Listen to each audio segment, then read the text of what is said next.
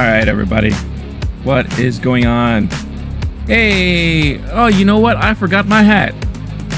Hold on. I'll be right back.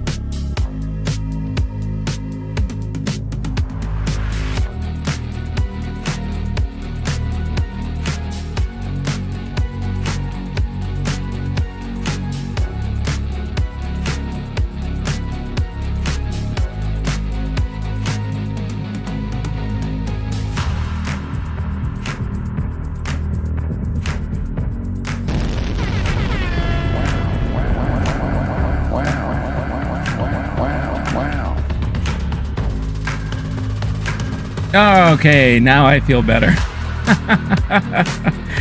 What's up, everybody? Good morning, good afternoon, good evening, good night. I don't know, all that stuff, depending on where you are watching from. Also, if you are in the United States, happy Memorial Day. The reason why I like wearing a hat is because since I usually have no hair, because I shave it off and all that, it reflects the light too much. And I don't want to blind you guys. I don't want to make you guys get so distracted by the shine from my balding head. So that's why I love wearing hats. But I also love wearing hats in general when I can.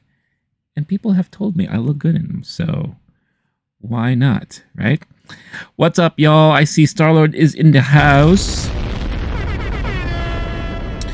Good seeing you. I hope you are enjoying the Memorial Day weekend.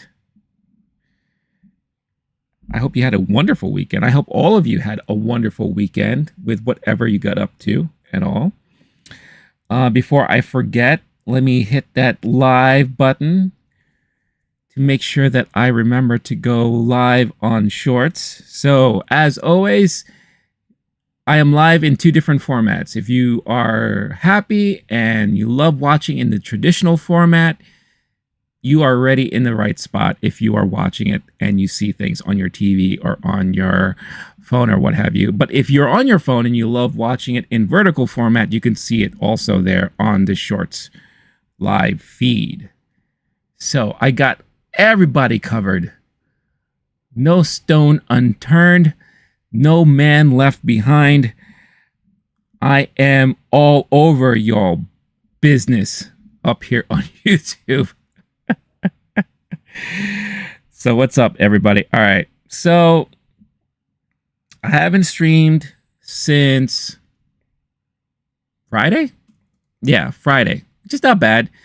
I tried to stream, or I wanted to stream over the weekend, but if you saw my post on the channel, it just wasn't in the cards for me. I just ended up becoming way too busy, had way too many things to do and too many distractions. So I think moving forward, I am going to adjust my streaming schedule so that it allows me more time to do things during the week, produce more long format content on the channel, because there are things I have in my mind I want to work on that I definitely want to do. So I will update everyone on the channel, whatever that final schedule would be like. Mondays are for sure and Fridays are for sure. That's what I'll say right now, because I want to be able to talk about the weekend box office. And on Fridays, I usually like kind of recap what happened throughout the week. And Fridays are usually the days, or the mornings, I should say, where I review the latest movie that came out in theaters and all that. So, again, I thank everyone for their patience. I know the schedule has been like kind of all over the place. You know, it is what it is, but it will get better. As time goes on, it will get better. As things on my other side of my world, as soon as they clear up, things will definitely get much better. I guarantee and promise everyone that. So, how's everyone doing? If you're watching on Shorts too, would greatly appreciate if you hit that like button. That would be awesome. If you want to do something nice on this Memorial Day weekend, do it. Be nice. Be kind. Rewind. Hit that like button. So, what's up? Oz Green into hizzy.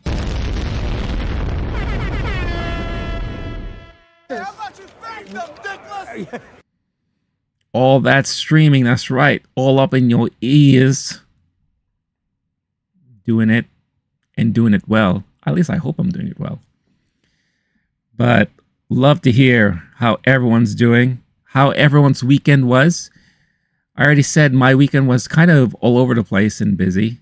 Just a lot of, some of it had to do with work, my work outside of this work.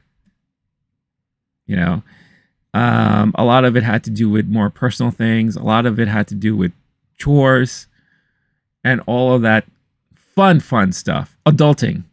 It's all adulting goodness. That's what I'll say. Got to play some games. Let's see. What did I play this over the weekend? Just a lot of random stuff. You know, like I've already talked about it here on the channel, where my main game that I play with my friends every week is Helldivers 2. But every now and then, I kind of want to mix it up. You know, it doesn't always have to be that. You know, because I feel like the more and more you play of one thing over and over again, the quicker you get tired of it. You know, at least for me. So I'm trying to find whatever other game there is like that. And me and my other friend, we've been kind of just testing the waters as to what games are out there that we can do that with. And, you know, I tried a little bit of Diablo 4, played a little bit of a Warhammer game. Forgot the name of it. There's so many of them out there. Aliens Fireteam Elite. That's another one that I've had for so long, but never had a chance to play online with anybody. Because I love the Alien franchise. And that one was okay. That one was okay. But it's not one of those things that you could sit down and play for a very long time. It's nice in little spurts.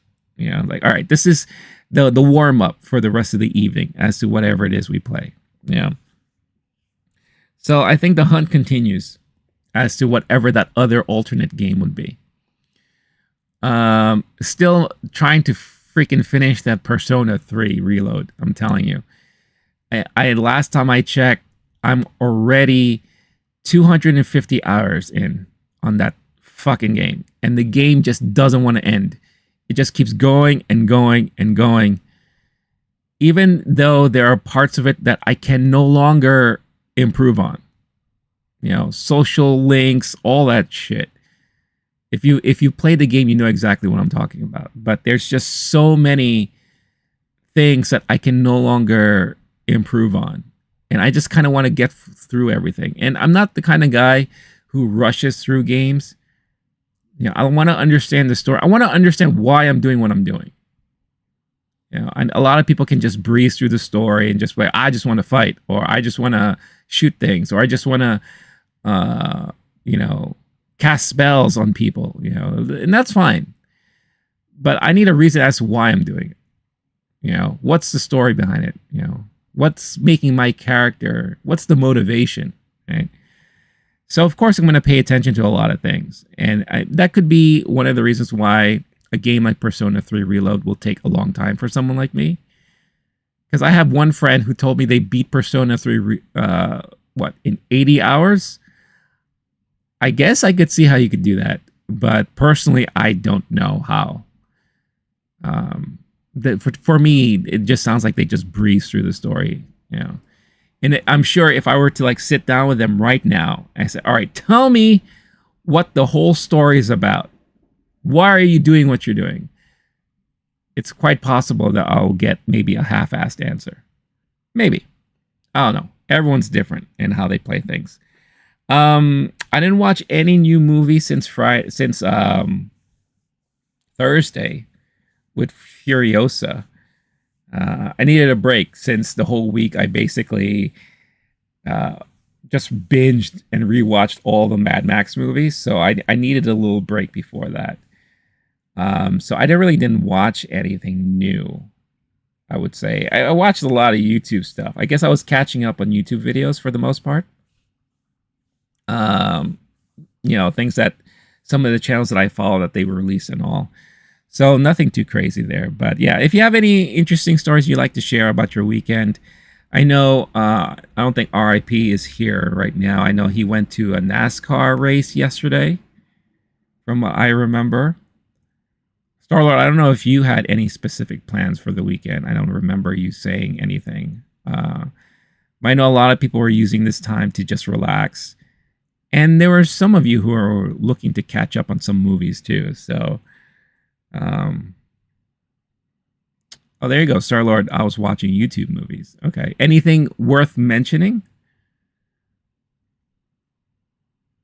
Were they legit movies or like fan movies, like fan made movies? I'm just curious.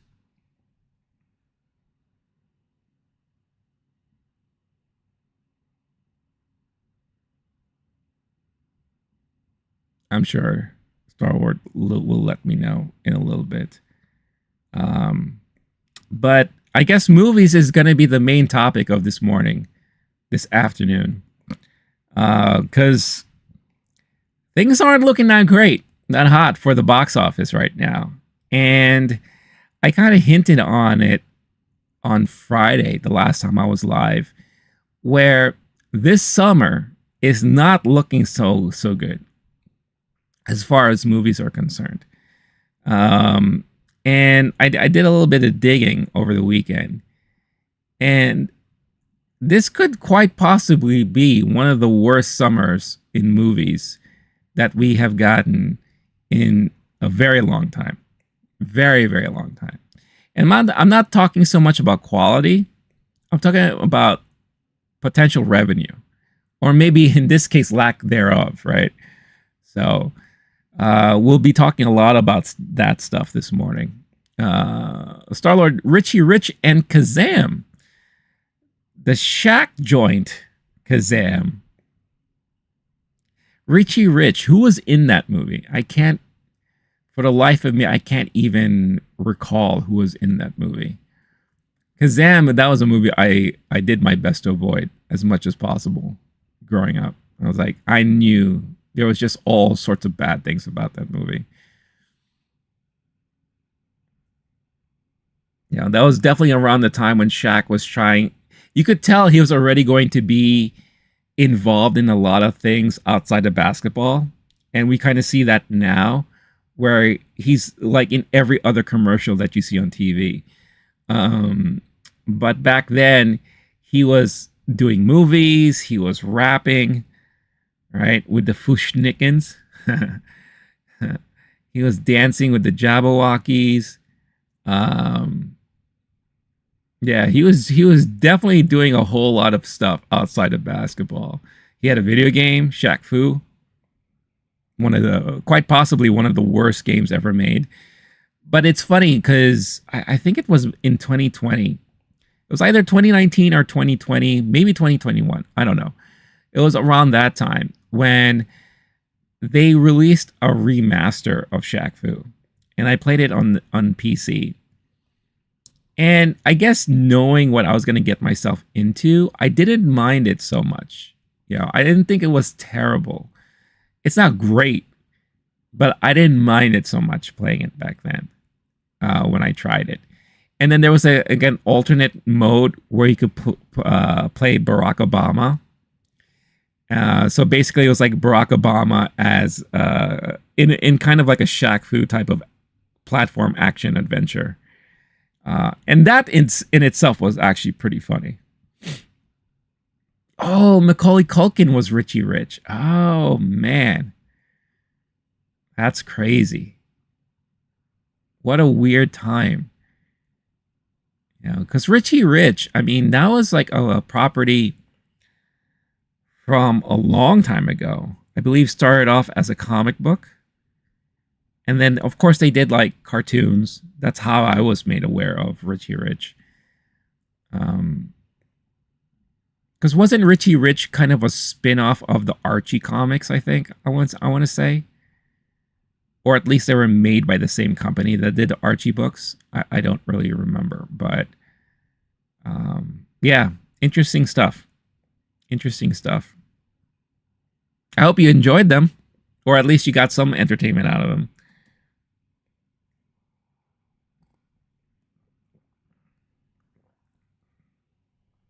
All right. Why don't we talk about some of the hot topics? Some hot topics.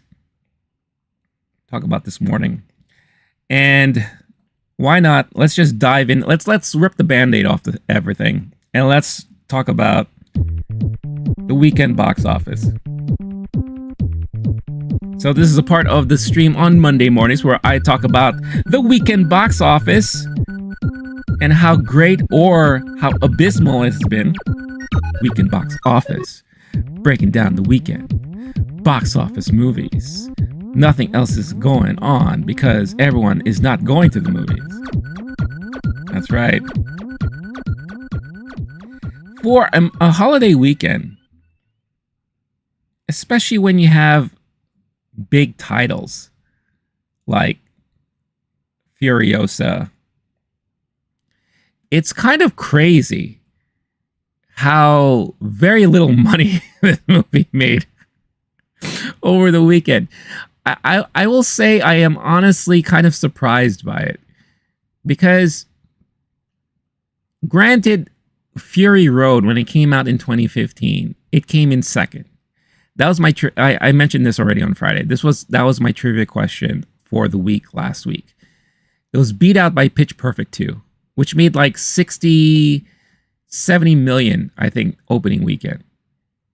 And Fury Road made like around 40, I believe, domestically. This is all domestic numbers. So I thought at the very least, Furiosa was going to come in around that same amount. With no real other competition, I thought it would do better. I thought it was going to do like around 45, maybe even 50, right? But my gosh, it did, with numbers that have just been updated as I refresh the page, 26.3 million. And this doesn't include like today's numbers, the numbers from Monday. And again, here in the US, it's a holiday. So Memorial Day weekend, if you're not familiar with Memorial Day weekend, if you're not here in the United States, Memorial Day weekend is the unofficial start of summer for us here. You have a lot of barbecues. You have people going to the beaches for the first time. You have people who are traveling on vacation, road trips, all that stuff. But Memorial Day weekend is usually one of the biggest weekends of the year for movies and box office revenue. And this weekend was challenging already as is, because as we've been seeing for the last couple of weeks or last several weeks in the month of May, movies that have been coming out have not been doing what a lot of people were expecting them to do.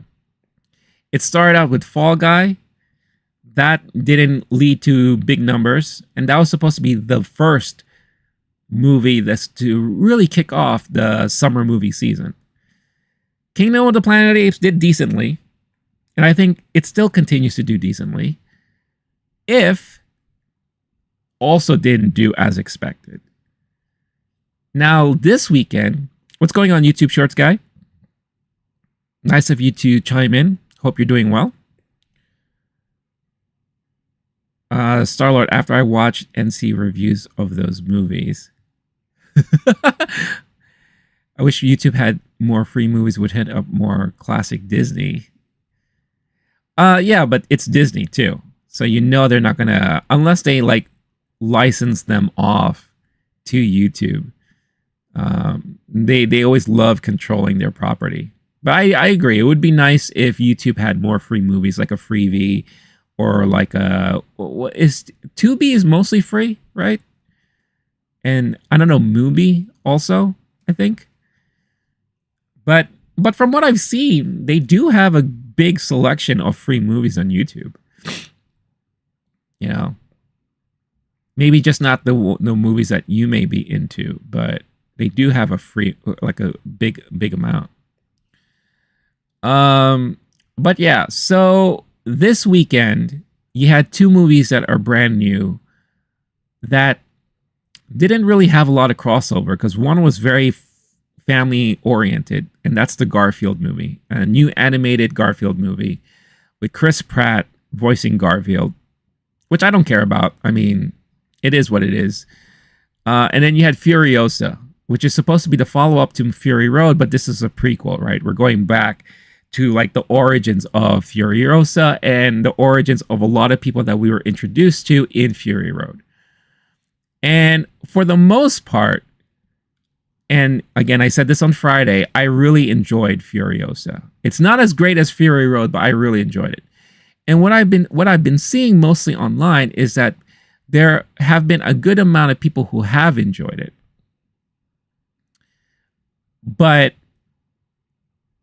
I guess it didn't attract people to want to go see it for whatever bizarre reason. And we'll talk about what these reasons could be later on. But Furiosa, Mad Max Saga, came in first. Yes, that's great. But only at $26.3 million. Again, this is the 3-day gross numbers, or I should say probably 4-day. No, 3-day. This is Friday, Saturday, and Sunday. Doesn't include today, which is a holiday here. So this could slightly go up a little bit more. But still, 26.3 million is abysmal for a holiday weekend. For a summer box office movie caliber type like this. This is insane that it came in this low. The budget on this movie, I believe, was around $163 million. And let's see, I wonder if they have the worldwide numbers updated. Okay, worldwide, 65.3 million for its opening weekend. Now, 65.3 million is what you would normally have expected this to kind of make on a domestic opening weekend, not worldwide. So this is really bad. Really, really bad. And if a movie like this cannot make 40 million domestically on its opening weekend, especially on a holiday weekend, the rest of the summer is going to be really terrible as far as revenue is concerned.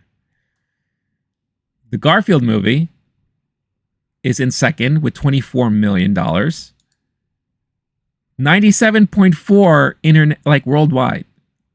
So you have an animated movie about Garfield that's really aimed more towards families, doing much more money at the box office worldwide than Furiosa did.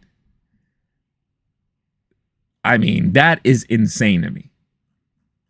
That just doesn't make sense. And it doesn't make sense because, as we've seen with a lot of recent family films, they don't do that well anymore at the box office. Unless it's like a major franchise, like Despicable Me. I'm pretty sure when that movie comes out this summer that's going to do decently at the box office. You know, maybe a Disney film, maybe a Pixar film, right? But Garfield, you know, I don't know how relevant Garfield is these days. You know, I don't, you know, there aren't newspapers really anymore that people read. So there's no Sunday paper where I'm reading Garfield strips. I don't, you know, buy the collection books like I used to back in the day. But that was mainly because at school we had book order, right? Again, I'm talking about if you went to school here in the United States, especially during my era, every semester or every year, there would be at least maybe once or twice a year where you would have book order, a scholastic book order or whatever. And what it is that they gave you this little catalog and you got to order some books from this company with it, you know, that's connected and tied with your school, and it'll get delivered a month later. And then all of a sudden you have this like big bag of books that you just ordered. And it was through that I used to always buy my Garfield book, because every year there was a new Garfield collection that came out, and I always did that all the time. I don't know what it is like these days. I don't know if that still happens. There is no Garfield presence on television or cable You know, growing up, we had Garfield and Friends. Every holiday, we had like a Garfield special on TV. So, and then we had not that long ago a Garfield CG type movie with Bill Murray as the voice of Garfield, right? And I don't know if they did that well to warrant them exploring another Garfield movie, but they did. And internationally, it did so much better than Furiosa, which is crazy. Let's see, is Star-Lord chiming in here? I watch them on my TV, so I only have YouTube app on my Xbox. Isn't there a Tubi app for Xbox? Because I have one for my Xbox. Mario did better than 90s Mario. John Leguizamo hates it. Well, there's a lot of people that hate that movie. Even though in recent years, there's been kind of like a renaissance for that movie where people are kind of re-exploring it for the either, you know, watching it again or coming across it for the first time, and they're trying so hard to talk good about that movie. But it's pretty painful. Michael Becker, thank you for chiming in. You're speaking German. I don't know what you're saying, but thank you. I hope you understand what I'm saying. But thank you for your chat. Thank you for chiming in. Going back to the charts here. So, I mean, he hates the new one. I don't know why he would. Did he give a reason? But coming in at third, you have If, that was number one last weekend, but dropping over 50% at 52% from last week, pulling in $16.1 million at the box office, 58.6 so far domestically. Internationally, bum, ba, bum. Why did it give me Paramount Pictures? That's so weird. 103.5. That's decent for a movie like this. Personally, I never thought this movie was going to be big at the box office. But I know Paramount was really hoping it was going to do gangbusters. Star-Lord, something about representation. It's a cartoon. It's an animated movie. I don't understand what he wants. I mean, did the game have representation? Think about it. Kingdom of the Planet of the Apes was 2 last weekend. Now 4th, dropping a 47% from the previous weekend. Only pulling in $13.4 million. I knew, and I was kind of afraid that this movie would not have enough legs to carry on. Internationally, so far, it's done almost $300 million. So not terrible. I think in hindsight, when you look at recent movies that came out, this would be considered to be a hit. Not a hit, but it would be considered that it did okay. You know, not like the other movies I've been talking about. Fall Guy dropped to 5th, 5.9 million. 72.2 million overall domestically. 145.5 million internationally. I mean, worldwide. But another thing that could be hitting and hurting this movie is that it's now available on demand. So if you don't want to go to the theater, you could actually buy this or rent it at a premium on demand at home. So that's definitely going to eat away at some of the box office there. The Strangers Chapter 1 from Lionsgate, 5.5 million, 21.2 million overall domestically. Internationally, 24 million.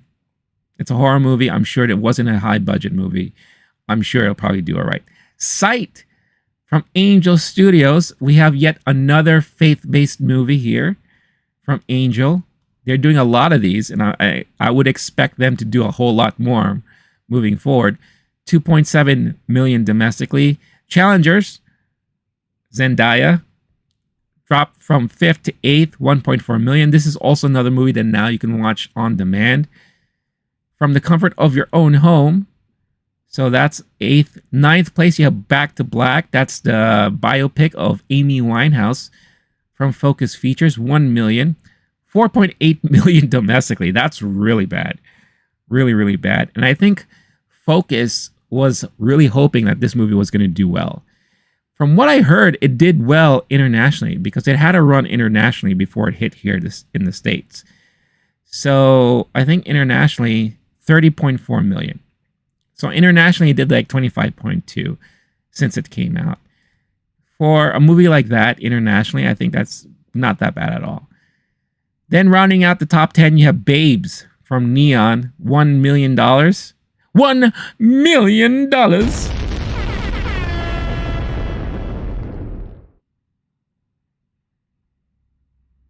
And there you have it. That is the box office. Outside, you have Taro, Godzilla. I saw the TV glow. Godzilla is another movie you could already get on demand. Taro, I think you can get on demand this week. So yeah. So this is really sad.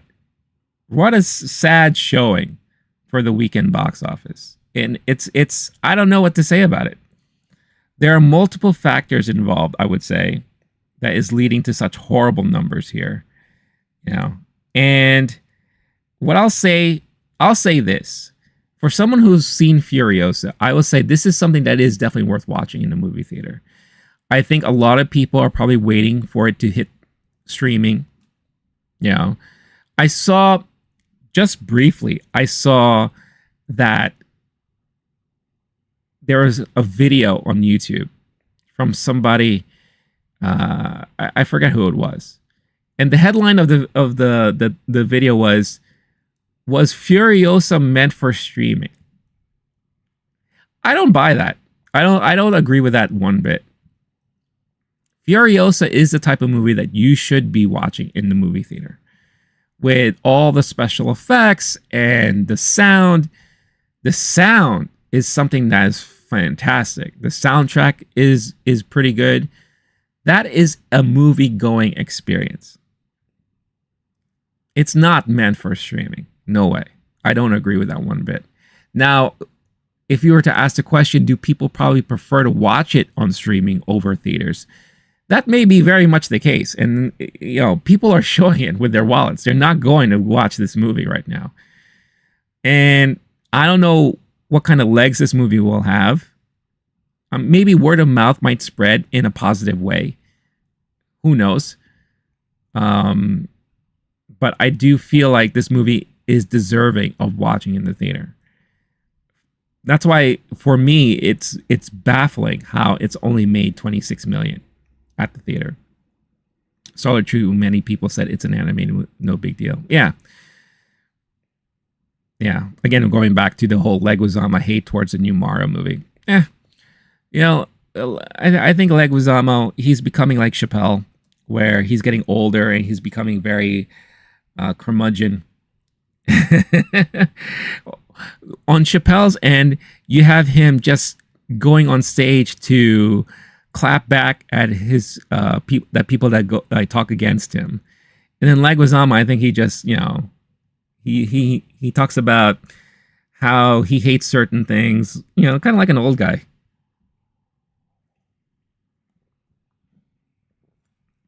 It's funny what happens to people when they age. You know, when they get older, or when fame takes over sometimes. But yeah. So one of the things is what's happening.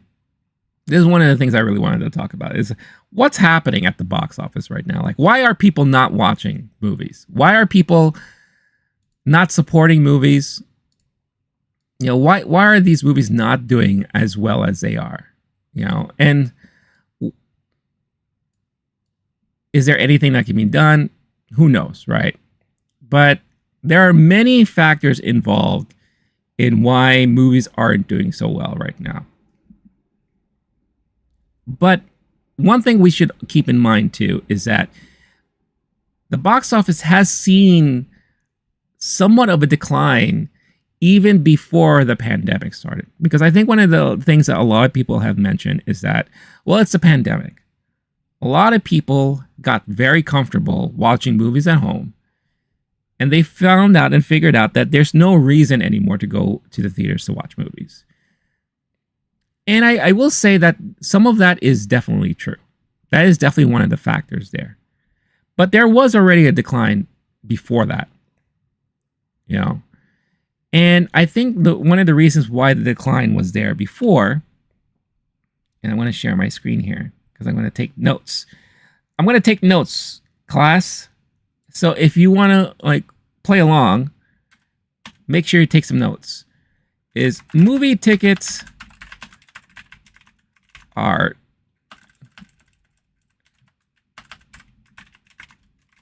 too damn expensive. Let me make this bigger so that everyone can see it. There we go. Movie tickets are too damn expensive. And this has been like an ongoing conversation and narrative for a very long time. And it's not just movie tickets. It's going to the movies is pretty damn expensive. Right? And I think I speak for a lot of people that this is one of the most common things. Sorry, we were watching movies at home before that. Oh, no, definitely. But you definitely, at least in the past, you saw people splitting their time. Yes, people watch movies at home, but a lot of people went to the theaters to watch movies, especially new movies. You know, that was the only way you could see new movies at all, was to first go to the theater until it hit home video. But then when it hit home video, you had to wait 6 months, a year, sometimes a couple of years before it hit home video. And even longer before it hits something like an HBO or a Cinemax or a Showtime, right? So I'm definitely not arguing anything against that. But, you know, there was a time where a lot of people were going to the movies to watch brand new movies. And that has been dwindling because before the pandemic, it was definitely because I think movie tickets and going to the movies in general is just way too expensive. And I'll give you an example here. So I'm going to go to AMC, because AMC is like one of the most, I guess, popular theater chains here in the United States, right? And I'm here in New York. So one of the things you should also know too is that movie ticket prices are very different across the country. And I'm sure internationally is also very different too. But prices in major metropolitan cities like California, New York, I would say probably Chicago, Texas maybe, Boston, movie ticket prices are going to be much higher than the rest of the country there. So this is just an example for me here in New York. But let's say I wanted to go out and watch Furiosa today. It's a holiday. I want to hang out with some family or some of my friends. We have nothing else to do. We overstuffed on hot dogs and burgers, and we want to relax and go to the movies, right? All right. So I'm going to go to watch Furiosa. And let's see. Where is it showing? Get tickets. Come on. Work for me here. All right, I'm going to do 10018 because that is a famous zip code in the city. AMC 34. Look at that. You got recliners and all. Yeah, sure. Why not? Let's go. All right. So what AMC has been doing recently is that any showings before 5 o'clock on a weekday, you can usually get a ticket for 20% off, right? So let's say I wanted to watch just a regular showing, right? AMC, you have IMAX, you have Dolby, and you have open caption, which I saw a movie before with open captions. It was actually kind of interesting because it's just, the captions are just there in front of your face. So if you like watching movies with subtitles, that's definitely the way to go, right? So at AMC 34, They also have laser. I don't know what that means at all. But let's say I wanted to treat myself and I'm going to go watch an IMAX showing. 20% off my ticket. Why not? Hey, look at that. We got seats. So it's me and a friend. So we'll get these 2 seats right here, right? All right, let's go. So look at this already, right here. For an IMAX showing of Furiosa, it's $24.68 per ticket, because that's $21.99 plus a $2.69 fee when you buy your ticket online. Now, if you're a child, look at that. You get a nice little discount of $2. $22.38. Right? If you're a senior, look how lucky you are. You get a $1 discount of 23. You get $23.58. Right? So, 2 adults going to the movies.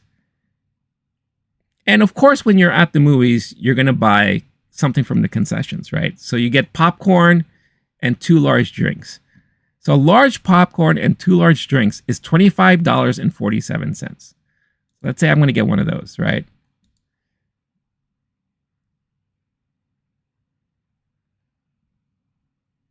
And then they try to push on more stuff for you and blah, blah, blah.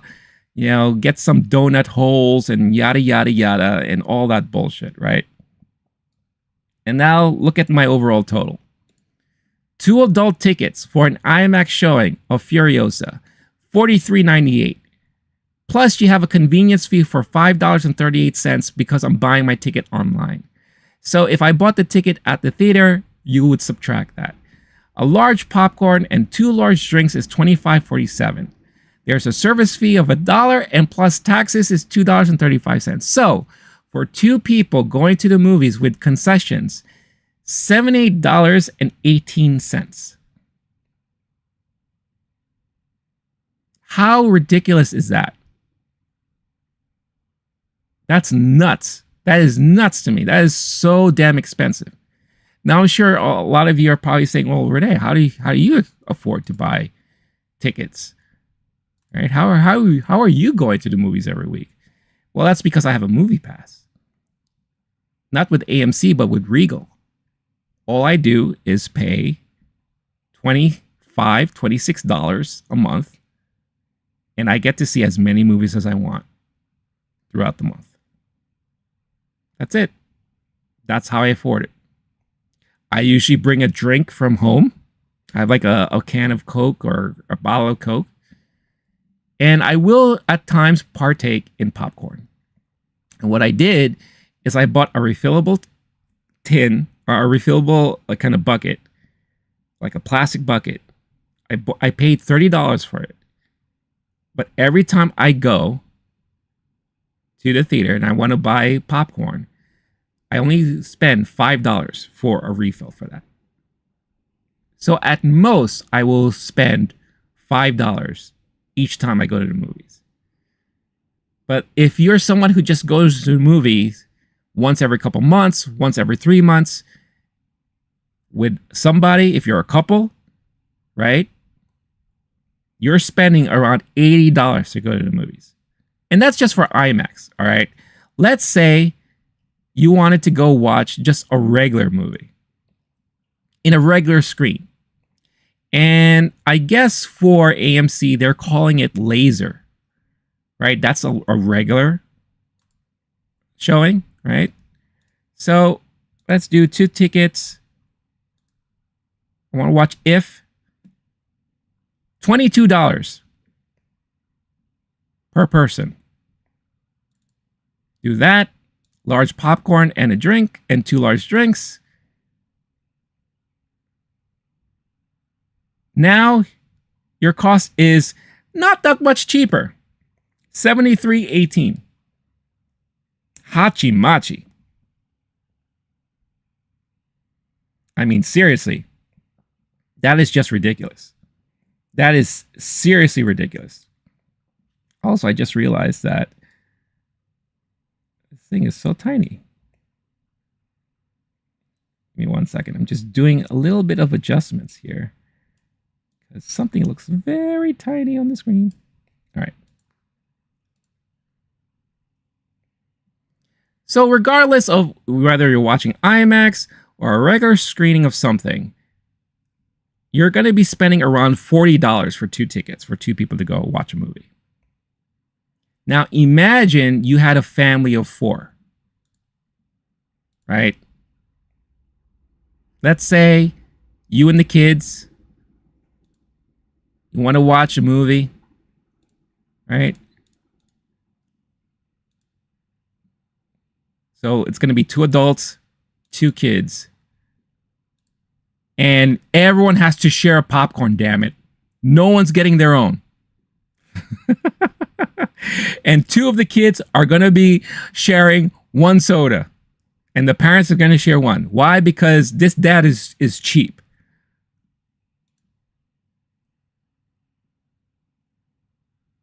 So for 2 adults and 2 kids going to watch Garfield on Memorial Day, expect to spend almost $115 to go to 1 movie.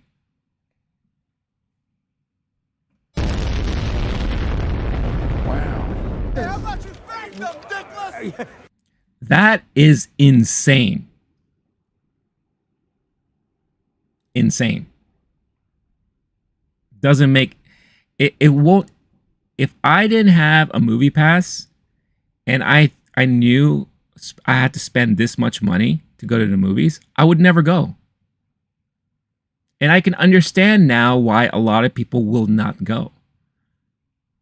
You know, and again, this is just New York City prices.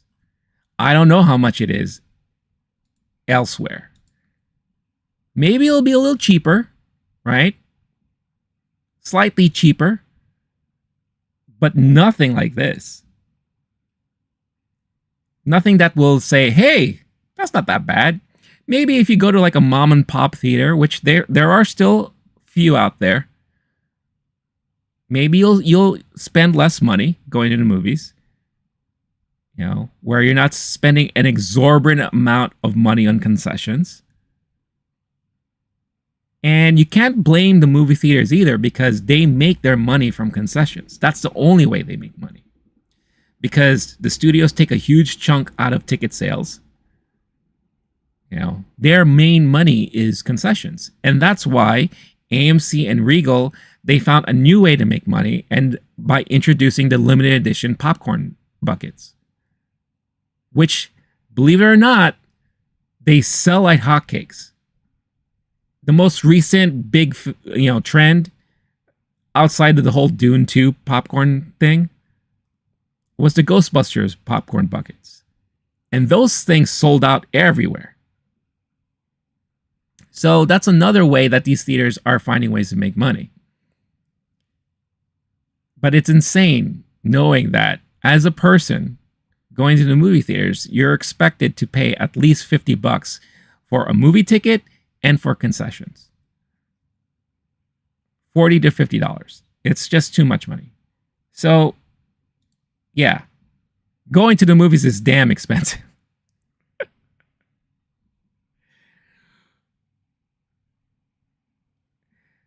Well, Starlord, you're talking about now.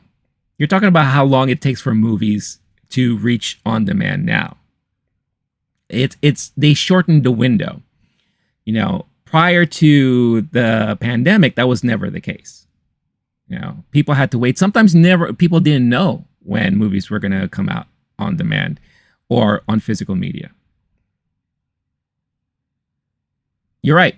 And arcade machines was another way movie theaters made money too. You know, but no one plays arcades anymore. No one plays video games outside of home anymore.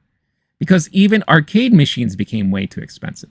My theater that I go to, which is a Regal theater, has 5 arcade machines, 2 sets of the basketball hoop thing, 2 gacha games, and another prize game or something like that.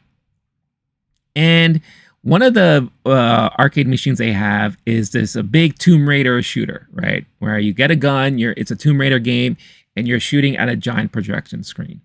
To play now, and everyone does the cards and all that, but I looked at how much the credits were. It's basically equivalent to like $3 or $4 to play one game for one person. It's ridiculous how expensive these things are, right? But that is indeed another way that movie theaters make money. More and more movie theaters, chains like AMC Regal, they're selling merchandise too. Plushies, t-shirts, every time a new movie comes out. They're trying their darndest to make as much money as possible. I don't know how well they're succeeding, but they're definitely doing better than they were a couple of years ago, but, different times, right? So, movie tickets and going to the movies is pretty damn expensive, right? I think another reason why people aren't going, and it goes along with what I was saying before, is that people are too comfy watching movies at home. Oh, why is this changing all the time? Sorry. There we go. And that was basically what, spawned from the pandemic. What's up, Gorilla Fantasy? See, Gorilla Fantasy says, I'm not going because I have a nice TV, which is very true. A lot of people now, because it's become affordable for most, you could get a very nice TV, nice sound bar, maybe even a full-fledged sound system, and you can have a movie theater experience at home. It's very easy these days and affordable for most. Not everyone, but it's affordable for most people. And because of that, it's gotten very comfortable to just watch movies at home now. And to help with that, another reason is number 3. And this is, I'm going to what Star-Lord was saying before, is that new movies hit home streaming much faster now. A lot of studios, and this is also because of the pandemic, a lot of people, or a lot of studios, I should say, have shortened the window for releasing movies, either video on demand, digitally purchasing them, or attaching it to some sort of streaming platform like Max, Hulu, Prime, whatever the case is. Fall Guy is a great example. Fall Guy came out, and 2 weeks later, it was already available video on demand. Now, granted, you had to rent it for $20 or own it for $25, so you're still paying a premium. But think about it.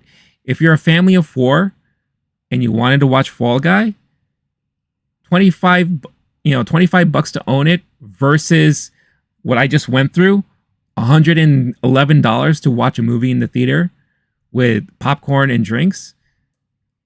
A lot more people will just watch it at home and just wait. And it's much easier to do that.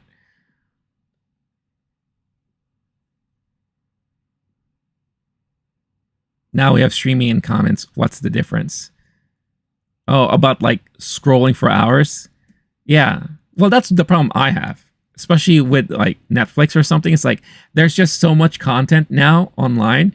It takes me forever to figure out what I want to watch. Deuce Spice, what's going on? Deuce Spice, too expensive for those horrible movies. Gorilla Fantasy, I can eat whatever I want while watching a movie. Also, new movies are not worth my time. If they don't release the movie on streaming, I won't remember it and won't care for it. Never airs on TV. Very fair points, very fair comments. And I think a lot of people have those same mindsets. Now, for the comment on the quality of movies, right? And I think that's another thing to put up here too, is that quality of movies have tanked for the most part, right? My question to Deuce and Gorilla, what kind of movies do you feel are tanking these days as far as quality is concerned? Like what genre of movie do you usually watch? What genre of movie did you used to watch in the theater that you feel, man, they just haven't been doing these movies justice. And I just rather not go, and I'll just watch it on TV or on streaming when it comes out. Because that is a very common thing that a lot of people are saying. Is like the quality of movies have tanked. But for someone like me who watches a broad range of movies, I think the quality of movies have actually increased. It's just a lot of people aren't watching those movies that I'm watching. A lot of people are watching the bigger budgeted blockbuster type of movie. You know, your Marvel movies, your big sci-fi extravaganza like movies. You know, I'm just curious. And like Star-Lord just said here, quality is very subjective, which I totally agree. You know, I argue that last year, for me personally, it was one of the best years as far as quality was concerned in movies. But I am watching a lot of movies that not a lot of people are watching. I saw Alex Garland's Civil War. It was quite good. Yes, I agree. That movie, Civil War, was fantastic. Really, really great movie. I mean, Alex Garland in general, the movies that he directs are very good. You know. But it's true, though. For every Alex Garland quality movie we get crap. Like, what was that silly movie that came out that nobody went to see? Ministry of something Negroes or something like that. That, like, the minute that trailer came out, that movie you knew was dead on arrival. No one was gonna go watch that movie because they just looked horrible.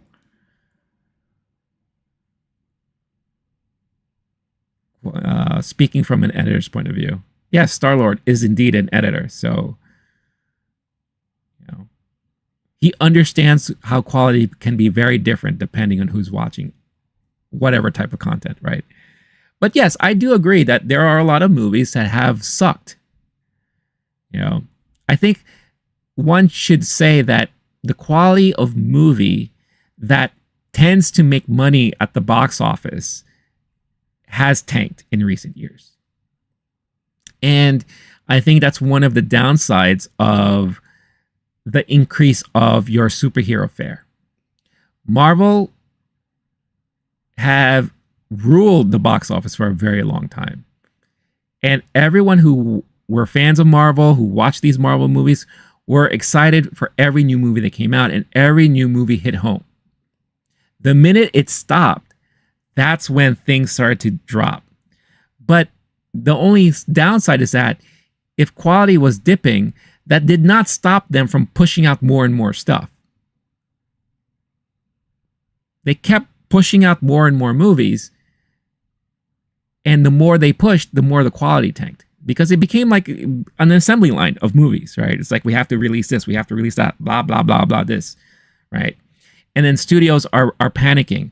What's going to make money? What can we do to bring butts back in the seats? All right, let's revitalize some franchises.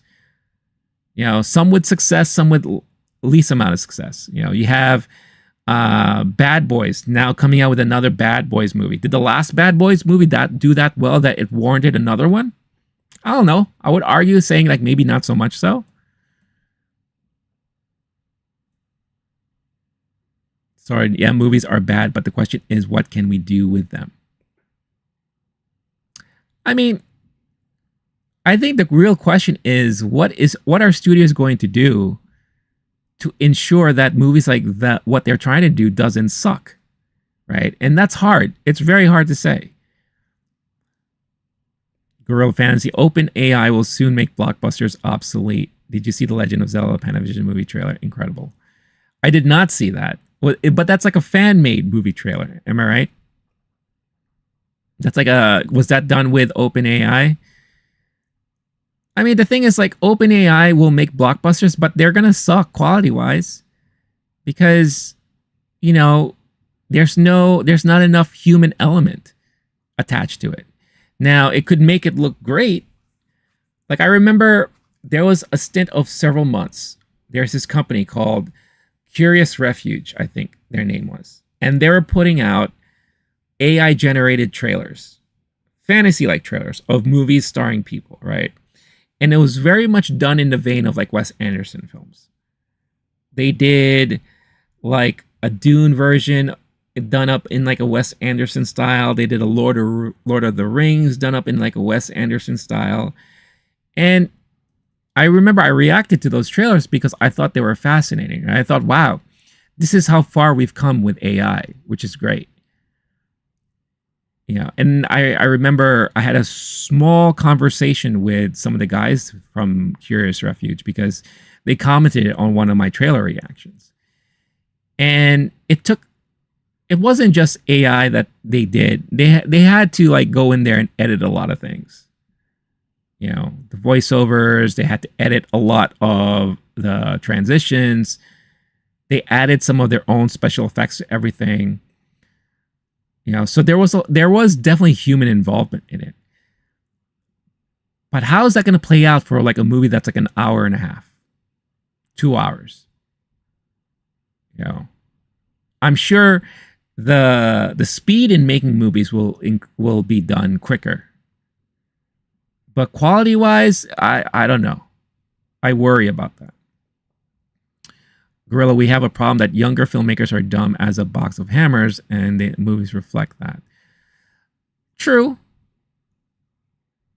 But again, yeah, you also have to think about it too. There are a lot of movies that come out every year. You know, later on, I'm going to be talking about Cannes Film Festival and some of the winners from there. And you know, I think the better thing to say is there are a lot of young filmmakers that are given way too much freedom to make movies that maybe they shouldn't be. You know, like I feel like if you're a young filmmaker, you should work with a studio or work with a collaboration of people and have them help you make your first movie. See what you can do. Have people around you fine tune it for you. And then if it works out, all right, next movie you do, it's all on you. Let's see what happens. But we're going to give you notes. You know, there needs to be some sort of mentorship and tutelage for a lot of these young filmmakers. The one thing is, I never want to encourage anyone who's trying to be a filmmaker. I think that's one of the things you should never do. Don't discourage filmmakers from doing what they want to do. Nowadays, it's so easy to become a filmmaker too. You don't have to release a movie in theaters anymore. All you have to do is release it on YouTube and see if it catches an audience, see if it catches attention. And then eventually you're going to blow up and do something if you're good at it. That's what basically happened to the Daniels, right? Or the Australian guys who did the movie Talk to Me. I believe they were YouTubers at one point. You know, they made stuff on YouTube and it caught enough people's attention. And then when they did their own movie, they knocked it out of the park. You know, A24 is very good at finding talent like that. You know.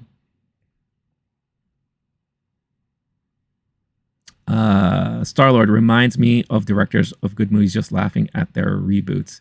They ain't even mad. Yeah, because at the end of the day, it's like this. At the end of the day, if a reboot isn't good, you still have the original to go back to. Right? It doesn't really like hurt the original movie at all. I mean, at least that's how I think about it. That's how I look at it. Gorilla, it won't work. Studios are risk averse. Studios like formulas and algorithms. Not well. Bigger studios, I would agree with. Your Warner Brothers, your Disneys, your Paramounts. That is probably very true. But A24, you still have studios that still take a lot of risks. A24 is one of them. Neon is another one. Lionsgate on occasion would. You know, so you still have studios that still do that, but it's not like how it was back in the day when you had New Line Cinema or Canon, right? A lot of these more independently run studios that maybe they could be a subsidiary of a major studio, but they're given a little bit more free reign to do things. You know. But I do think there is going to be a shift eventually, at least maybe for a couple years, where you're going to see the quality of movies increasing and the output increasing from studios like A24, Lionsgate, Neon. You know, Bleecker Street is another one. There's a lot of movies like that Bleecker Street puts out that I really enjoy. You're going to see those movies getting more attention in upcoming years until the big studios can figure things out, retool themselves, and get back into the mix. I think that's what we're going to eventually be seeing for the next couple of years. A24's best movies are still mid compared to what we saw in the 70s. Yeah, it's a different time. Again, I feel like back then, there was nothing to compare anything to, really. And especially in the 70s, a lot of people were definitely taking more risk back then. I want to see Macabre and Miss in Days. But you're also, for someone like yourself, and again, those are great stuff that you're naming out there. There are a lot of people who don't. And the one thing is, when you look at a more general sense of audiences, and I think that's another question to really ask, is what do people want to see? What will bring people to movies, right? You can watch movies at home all day. But what we saw last year with Barbie and Oppenheimer, that totally flipped the script. Now, granted, it was a social media phenomenon that really helped formulate that whole thing, right? But they made it an event. What movies or what can studios do in the future to make these things events that you want to go to? Taylor Swift's concert film was a major event. A lot of people went to go see it. Right. Gorilla. Yeah, but those are the type of movies that we'll get. And that's fair. That's fair. That's completely fair. And I think every now and then, for you, Gorilla, for you personally, you will get a movie like that every now and then. You're not going to get it every year. You're not going to get it maybe multiple times a year, but every now and then you may get that. So at least for yourself what will bring you back to theaters when you want to watch a movie.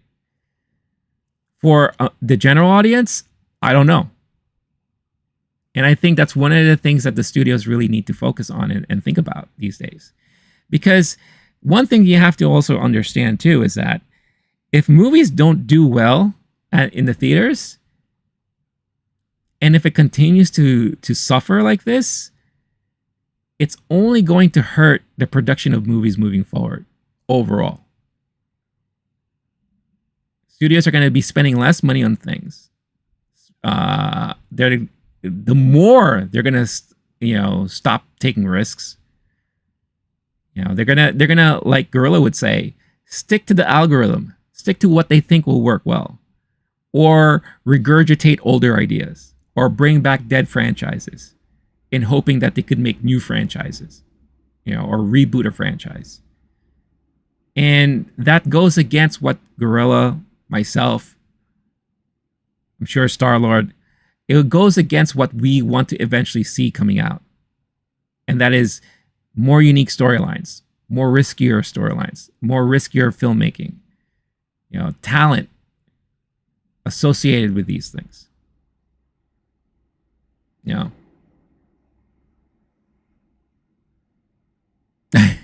It would be nice if AMC didn't charge so much money for that stuff. But, as I alluded to earlier, that's the only way they can make money. It's through the concessions. Ticket prices, I agree, though. Ticket prices are way too expensive. I don't think we'll ever find a way of those ticket prices ever going back down. But at least a lot of these theaters are doing their best to try to cater more. AMC, for example, like I mentioned before, if you watch movies during the week, earlier in the day, you can get a ticket for like 20% off. It's not a lot, but it's something, right? I don't know if they still do this, but don't they do every Tuesdays is half off? I know Regal does that. Or they have like $5 Mondays or $5 Tuesdays or something like that. I see them experimenting and trying to do more of those things. But I understand too, not a lot of people, and not everyone can go watch a movie on a Monday or Tuesday, right? So it would be nice. Like, I missed the days back then where we had the Sunday matinees. Every movie before noon or before like 3 p.m. was half off at this local theater that I used to go to when I was a kid. Sunday matinees. I missed those days like that. Or I missed what was it? We had, at one point, we had the $2 theater where it would be, they would show movies that were out like a month or two before, already finished their run in the theaters, and they would show it there for like very heavily discounted tickets, and I believe they were $2 a pop. It would be nice if we had more theaters like that, but cost of running those businesses are very expensive. Agree with you, Starlord. Franchises brought back from the dead with style. There has to be something. There has to be something with it.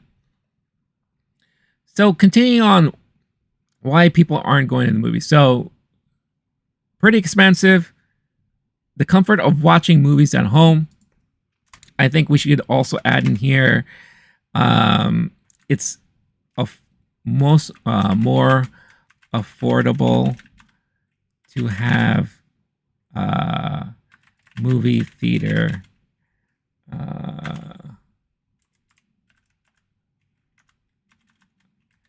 experience at home. New movies have hit streaming much faster. Quality of movies have tanked. I think, speaking just for this year alone, the writers and actors strike hurt.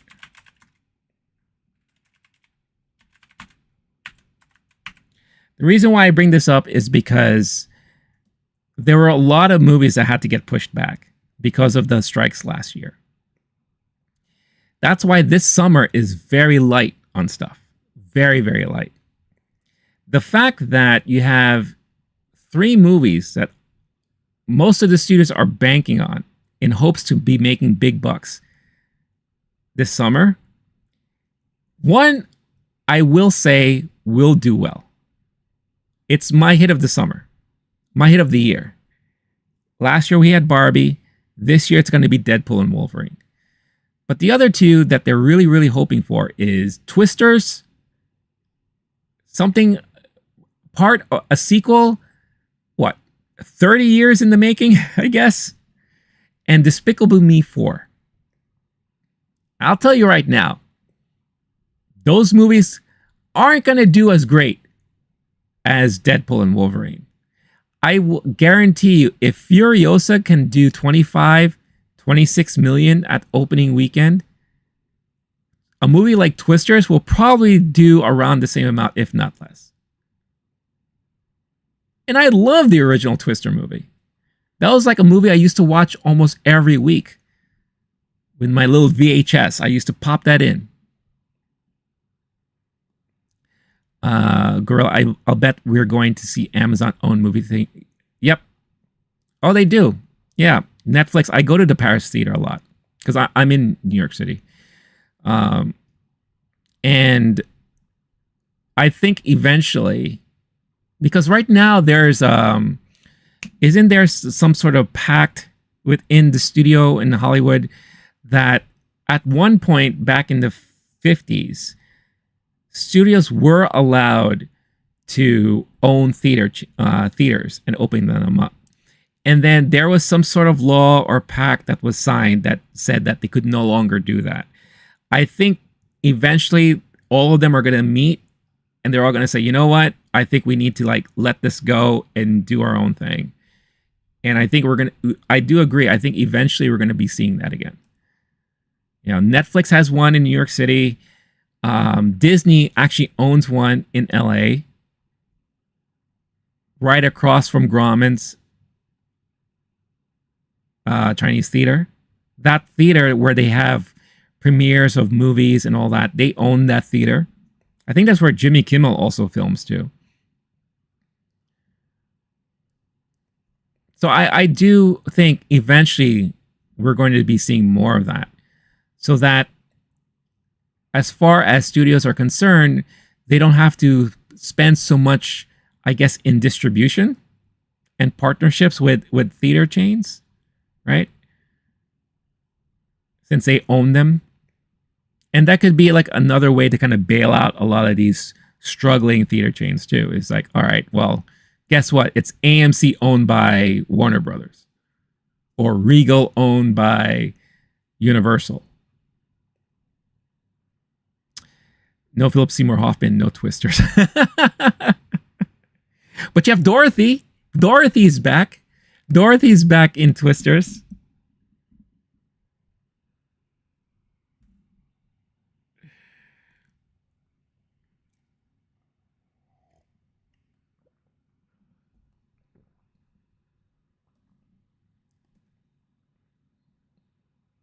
I don't know. I'm going to see it. I'm actually, there's a part of me that is slightly looking forward to it. Just because I'm so curious how that movie's going to turn out. Wicked, on the other hand, they are really, I think, hoping that Wicked is going to be the big hit of the holiday season, and I honestly don't think it will be. I don't think Wicked's going to do that. I don't think it'll do that well. If it does, I'll be surprised. I'll eat my words once that happens. You know, I'll say it. If Wicked does 50 million plus in the holiday box office, I don't know. I will do something.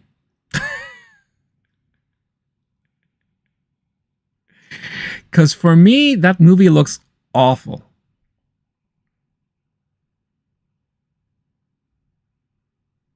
Or maybe I shouldn't say that, you know why? Because there are a lot of people who are fans of the musical that they're going to go out and support that movie. But musicals in general don't do well at the box office anymore. You know, In the Heights, West Side Story, even though they were very well done musicals, they don't do well in the box office. And the fact that this Wicked movie is a part 1 of 2, that I will never understand. Never understand that. So yeah, definitely the writers and actors strike hurt for this year. That's why this summer it's very thin. And this is definitely going to be a very low earning summer as far as movies are concerned. Outside of the 5 things we have here, guys, what other reasons would you put up here as to why people aren't going to movies anymore? Oh, I have another one. Bad behavior.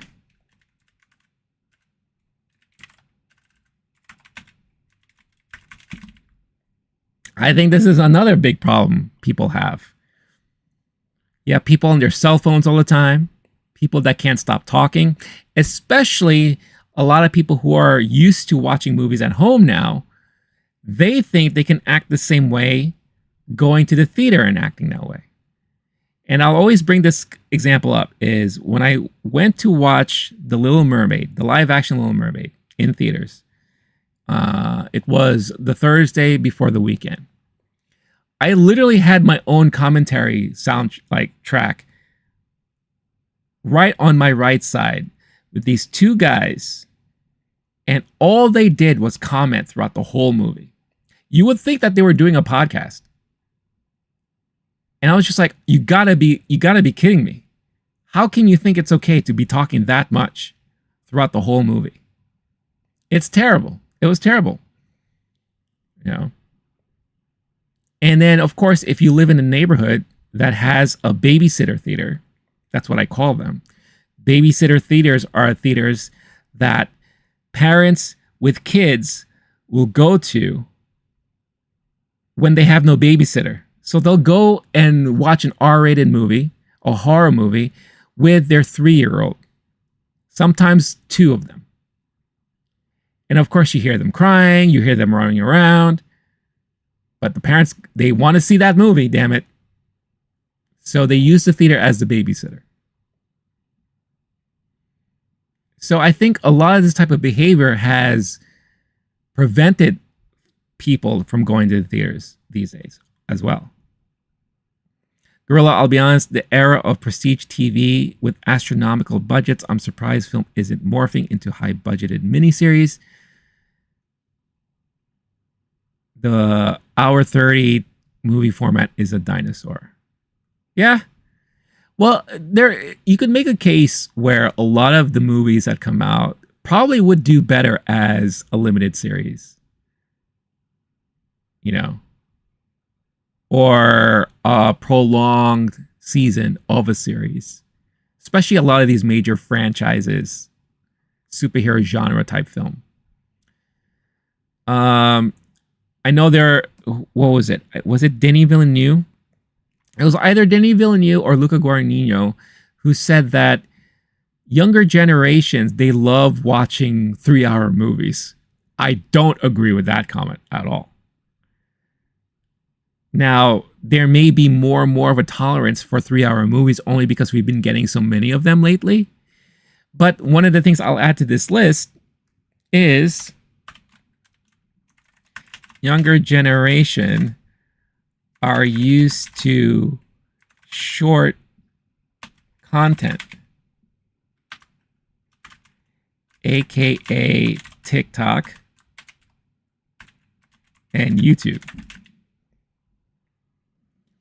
Younger generations, they don't appreciate movies like we do. So they watch a lot of their content in short form, whether it be TikTok, YouTube, Instagram, or just put IG.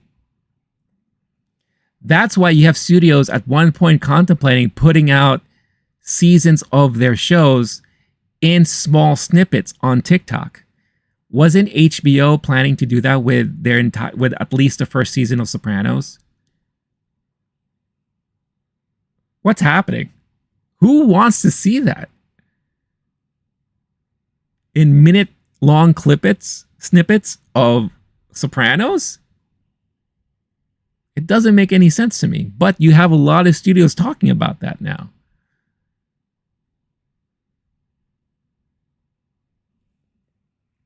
Why did I say content? It's content. Content. You blew it! Star-Lord, if Star-Lord was a tornado, he would not only be an F class, F5, he would also be F this. Wow. Hey, how about you bang them, dickless? Didn't they try that with an app? You could turn horizontal and vertical. All the studios with all of them, it feels on. Well, they did have, there was it Quibi or Quibi, right? Quibi was supposed to be quick, small snippet, small form content, whether it be movies or TV programming that you could only watch on your cell phone. And yes, you were able to turn it vertically and watch it horizontally as well. And in a matter of months, it ended. But it was released in 2020, in the height of the pandemic. Who's going around watching stuff on their phone when they're home? I think the timing was poorly done. If I were them, and it's hard to say too, because I'm sure a lot of money went into producing an app like that. And a lot of the licenses and a lot of the contracts that you had, that they had to release it, right? There was no way that they couldn't. But I think they just got screwed over by the bad timing of the pandemic. Because what they had in mind is that people who are commuting to work, people who are, at the office or on their lunch break, they could spend like a quick 10 minutes watching several episodes of something or watching parts of a movie, really geared content towards small snippets, right? And that is really to be watched on your phone. But it was just bad timing. Bad timing. Now, I do wonder what would happen if they released something like that now, this year. Would they see much more success? Maybe. I mean, look how well TikTok is doing. Granted, TikTok is in a lot of legal battles right now, and we may not have a TikTok by the end of the year, but still, there are a lot of people who prefer watching content that way. And there's no longer that kind of interest in watching movies anymore in the traditional sense. And then I think that's kind of sad, to be honest with you, because I think because of things like TikTok, because of things like YouTube, Instagram, it's caused people to have shorter attention spans. Oh, I totally remember Vine. Vine was basically like the Snapchat of video. Quick 30-minute or 1-minute video that was only available for 24 hours before it goes away. That was very successful for a time. And then I think the guys who owned it, they were spending too much money or something like that. And then they tried to sell it off to somewhere. And then when they did, that person closed it out. Didn't it sell to Snapchat or Facebook? And they just kind of dead it. Said, screw this. We're just going to do our own. I don't really quite remember, but Vine was big. But Vine was also meant for, you could see like a lot of people were there. It felt like early YouTube. If you remember YouTube when it first came out around 2008, 2009, a lot of the videos that we saw on YouTube were very short. They're like 5 minutes or something like that. And of course, a lot of them were like skateboarding videos or comedy videos, skits. A lot of pirated stuff, clips from movies and TV shows and cartoons. But I felt like Vine was almost similar to that in a sense. Lele Pons was the Vine queen. I don't know who that is. It's funny because I know of Vine, but I never spent a lot of time on it. I just remember, what was it? Will Ferrell or Kevin Hart? Do it for the Vine. I kept saying that. And I don't know if they originated that phrase, but I just remember that was the thing that kept going on. And then later on, that morphed into do it for the gram. I guess nowadays people say, do it for the talks, the TikToks. It's crazy. It's really, really crazy. Number 8 is Disney. Why would you say Disney? Because they ruin everything. How about too much dependency on franchises? Right? That's kind of Disney. But that also can be Warner Brothers. That also can be Universal. And just to clarify on this point is focus too much on potential sequels, trilogies, like that.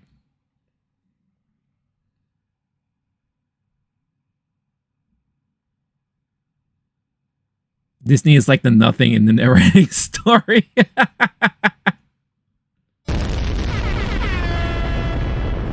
Hey, how about you thank them, dickless? That is really funny. That's pretty funny. Star Wars especially. Yeah, it's like I hate hearing whenever any studio puts out a movie. And the most common narrative is that, well, you think there will be a sequel? Or what's the potential that this could be a trilogy? Why not just focus on making a good movie with a good story and leave it at that? And if there's a sequel that warrants continuation of said story, then you can look into that. But I feel like nowadays, a lot of these studios, all they do is they make a movie or they approve a script, and then they think of, how can we expand on this? Would this be a potential Harry Potter or Lord of the Rings? Or F that, let's just go back to Lord of the Rings, like what Warner Brothers is doing now with Peter Jackson and putting out the new series of movies that he's working on. You know, which I love me Peter Jackson, and I love those Lord of the Rings movies. Not so much The Hobbit, but the original 3. But I don't need another movie about Gollum. I don't care about Gollum. I've seen enough of him. I get it. I don't need to see any more Gollum stories. And then what other stories is he gonna tell? How Legolas got his original bow? How Gimli got his axe? You know? It's like, stop with the focus on franchising everything. What about Johnny Depp losing work with a franchise he built up with him, with Pirates of the Caribbean? But I wonder too, you're not wrong, but I wonder also how, I'm sure there's a part of him that's very happy he doesn't have to do that anymore. I'm sure the money was fantastic. And we know that a lot of these actors would do movies like that because of the cash. If they make so much money from these movies, it allows them freedom to do whatever they want outside, or allows them to take on like that smaller role, right? You know, a lot of directors do the same thing, where it's a one for me, one for you kind of situation, where it's like, I'll direct your big budget movie if you want me to, as long as I could direct my movie that I've been working on for the last 6 years. Yeah, they have a lot of those like handshake agreements, those like kind of back and forth agreements. So I wonder, like, if Johnny Depp, if there's a version, like a part of him that's happy that he doesn't have to go back to that well anymore. That is, if he's smart with his money, if he saved enough of his money from all the Pirates movies. I mean, that's a lot of dough right there. A lot of dough.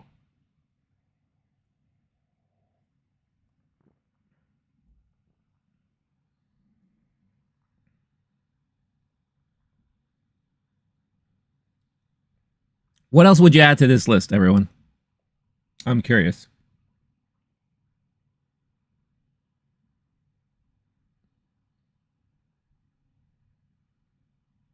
I guess, you know what? Another thing I would add to this list is TV streaming shows have become shows. How about this? Quality of TV streaming shows increased. So this goes along with what Gorilla has said before, where there's a lot of the TV and streaming shows nowadays that are so much better than movies that people rather just watch those than actual movies themselves.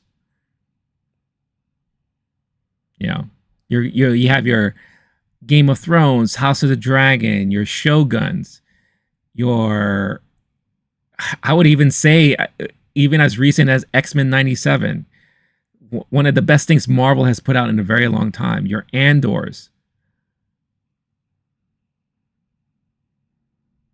And I'm just naming a small handful of them. Look how many people love the Yellowstone franchise, the Bridgerton franchise.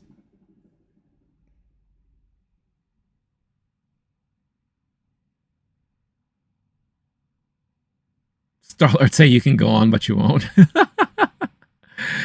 Gorilla, I get the feeling that Hollywood is in the business of social engineering nowadays. Telling stories is just a vehicle for whatever propaganda.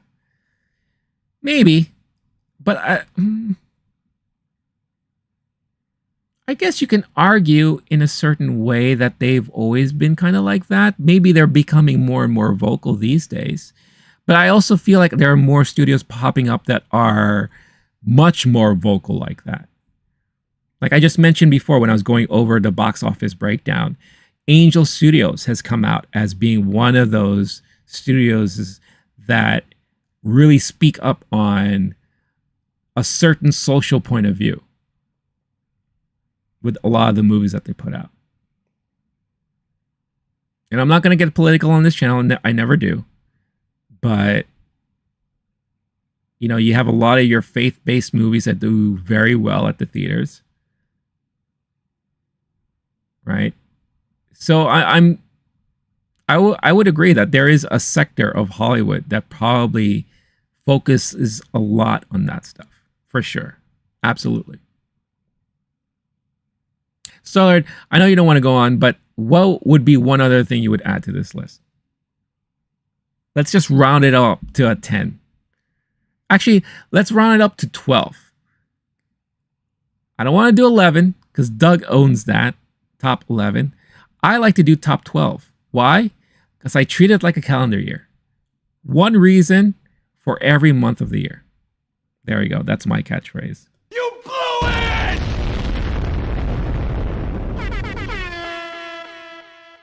Wow, wow, wow, wow, wow, wow. Hey, how about you thank them, dickless?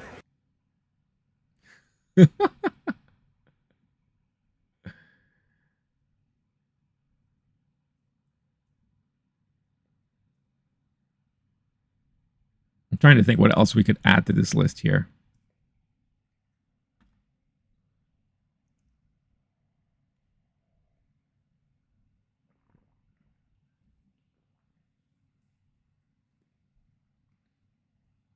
But I think for the most part, we got a pretty decent list going on here. And I think this speaks to a lot of people for sure. Yeah.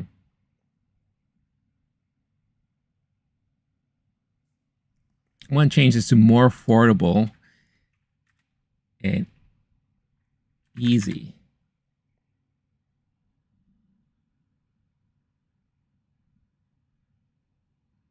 Movies are designed. Yeah, no, I agree. I agree, Gorilla. That's exactly why I have number 8 here. There's too much dependency on creating these kind of sequels and trilogies and franchises. Too much of that. Instead of focusing on just the one story, and if it does well, and if something does warrant a follow-up, then do so. But I blame properties like Harry Potter, Lord of the Rings. Obviously, Marvel's another problem, where these studios saw so much money because of these franchises. I guess Hunger Games is another one that you could kind of blame for this. You know, because they saw how much money they were making. They saw the anticipation and people going out to support and watch these movies. The minute it ended, you know, Warner Brothers was freaking out when the last Harry Potter movie came out. They're like, what are we going to do now once this franchise is over? This has been our cash cow for what? A decade? Right? And look what they try to do. Fantastic Beasts. After 2, they're like, ain't quite working out. You know, Lord of the Rings. Hey, let's try The Hobbit. And instead of 1, let's make it 2 movies.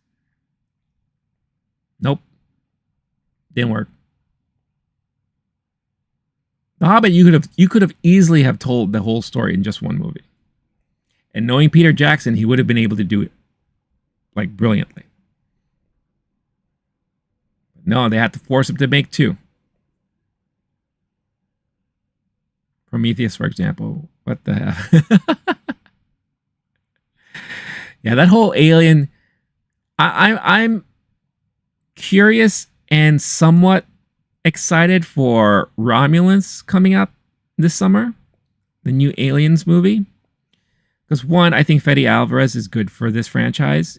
Bring it back to the horror roots, which I think it's been needing for a while.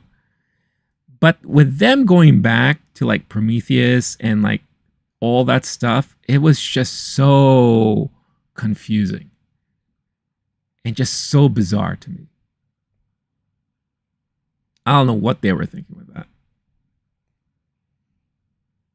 But I guess that's also another great example of studios trying to really revitalize these franchises that are dormant for a while. Say, hey, let's bring back Aliens. You know.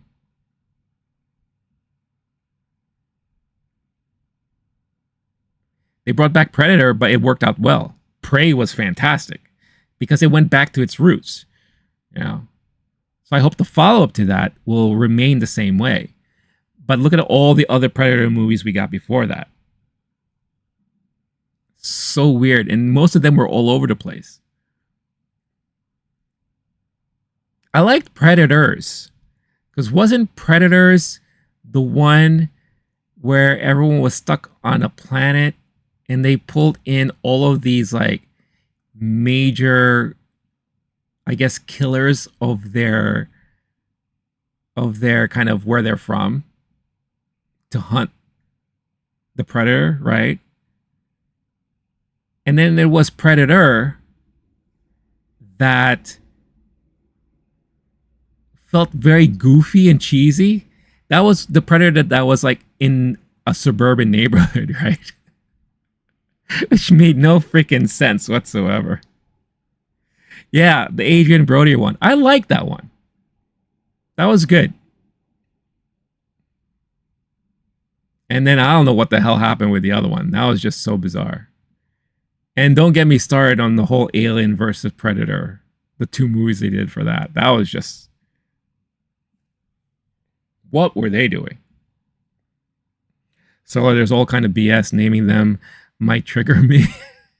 All right, everybody. We don't want Star-Lord to get triggered. Let's be nice. How about you face them, dickless?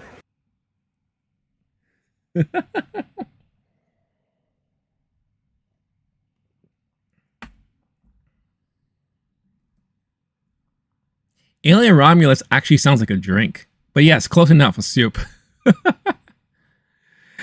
What would you be having, sir, for your dinner? How's the Alien Romulus? Oh, it's quite delicious. A little spicy. I hope you don't mind it. Yes, I'll take that, please. Thank you. With a side of bread, please.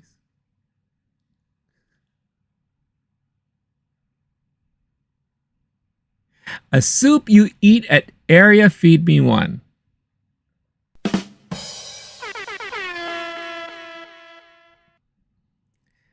Everyone, Star-Lord will be here all week. I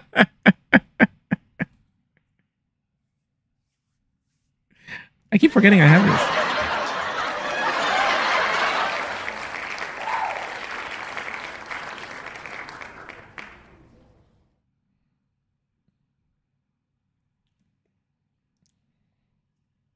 So yeah. So I think we'll close this list up for now. But in my opinion, and according to some of you out there, is that these are some of the major reasons why no one goes to movies anymore.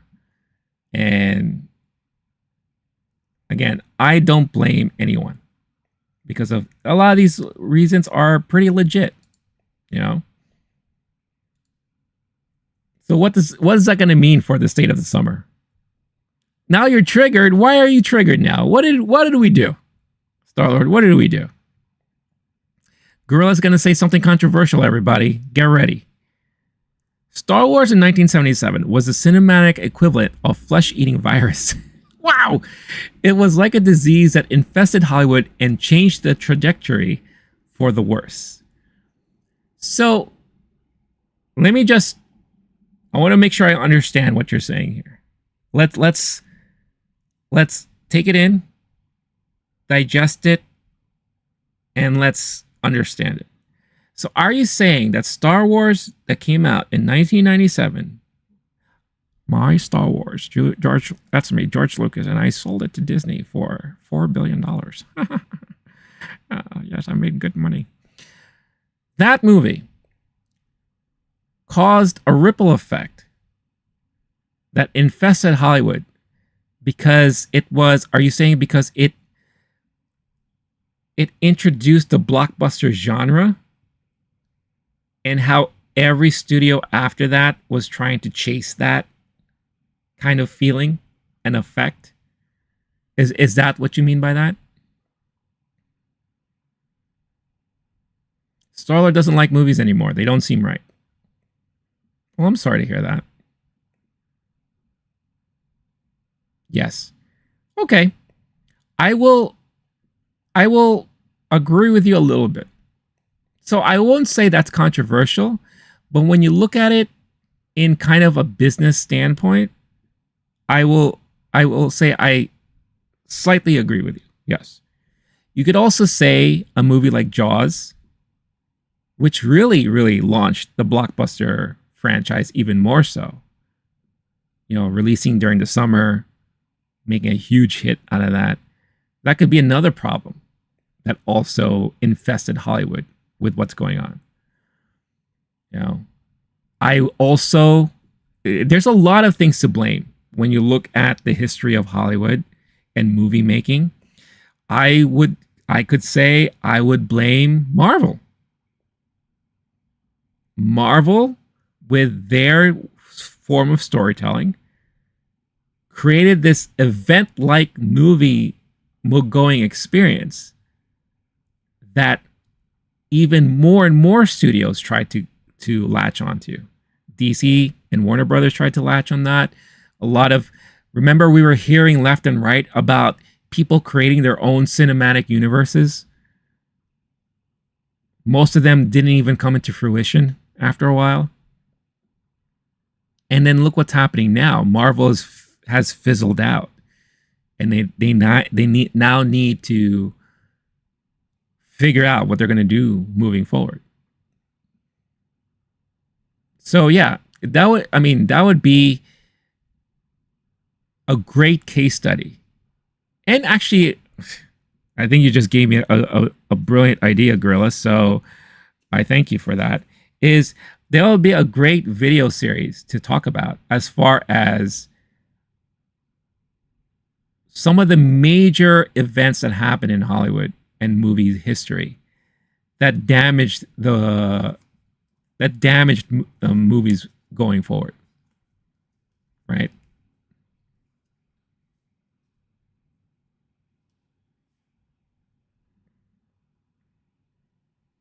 So, and of course, no one was ever going to predict how bad things were going to be or how good things were going to blow up to be, right? I'm pretty sure when Marvel Studios when they released Iron Man, they were just hoping. They were just like, fingers crossed that people will like this movie. You know, fingers crossed people will like the next 10 movies we put out. And it just kept getting better and better and better and better. More money, more money, more money, more money. And then Endgame. And that was like the height of it. And then crash and burn after that. Because they didn't know what else to do.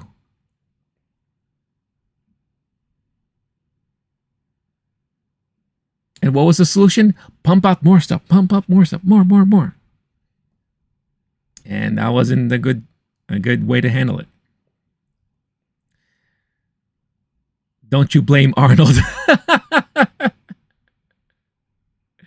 I wouldn't blame Arnold with bad effects of the Hollywood industry.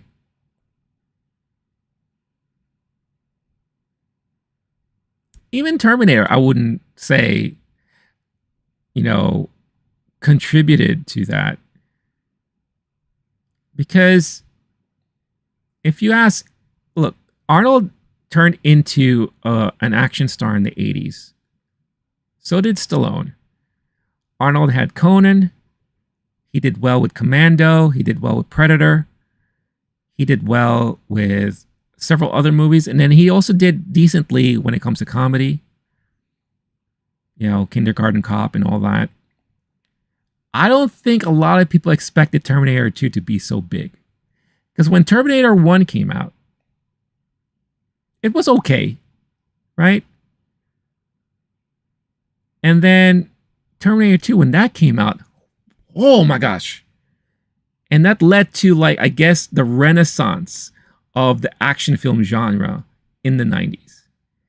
But then it immediately crashed and burned when Last Action Hero came out. Now you bring up Batman and Robin, that's what kind of killed the superhero comic book movie genre overall. I blame Warner Brothers for that. And that's why no studio touched anything superhero or comic book related for a long time.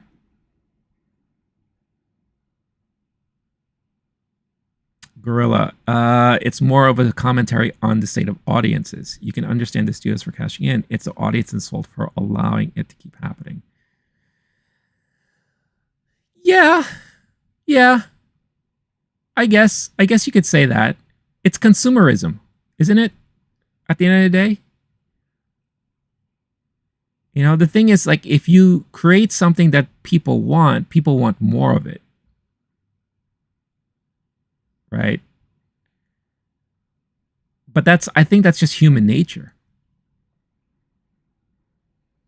You know, they want more of it, or they want something that's unattainable so bad that they'll go through lengths to get it. You know? The thing is, like, it's true, you can't blame the studios for cashing in on it, but at the same time, you can blame the studios for promoting that behavior. But at the end of the day, it's consumerism. Spider-Man made the comeback. Spider-Man and X-Men.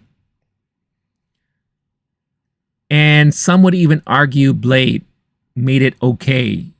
Blade made it okay to do, whatchamacallit? Blade made it okay for comic book movies and superhero movies to be dark and interesting. Kind of like The Crow. They kept paying to see Transformers. Who are these people who kept... Look, I'll be honest. I know a lot of people who love those Transformers movies. I don't know why, but I know a lot of people who love them. So there are a lot of people out there who are huge fans of that franchise. I don't get it either. I really don't. But that's why they keep making money. Maybe not so much in recent years, because I think Bumblebee didn't do so well, but that was the fault of the studio. They didn't market it as a Transformers movie. They should have titled it Transformers Bumblebee instead of just Bumblebee. I think if they did that, it would have made more money. And then with was that Beast Wars or whatever? It did decently, but I also think, again, we're dealing with the fact that it came out during a time when a lot of people are going to movies anymore, like how it was back in the day.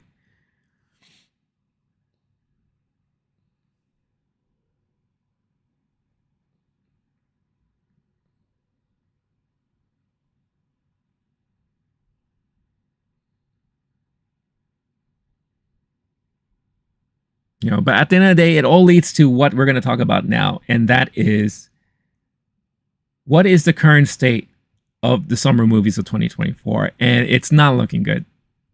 It's not looking good at all. It really isn't. And I already did some of this on Friday, but I'll quickly do it now. And let's just recap the movies that are coming out this year. This summer, I should say.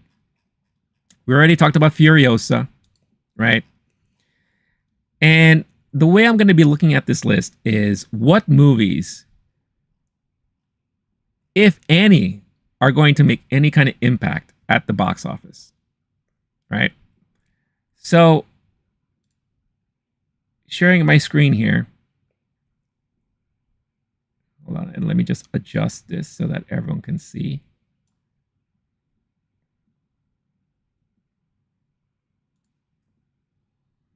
The prequel no one needed. No one needed it, but I will say it was a very well done movie.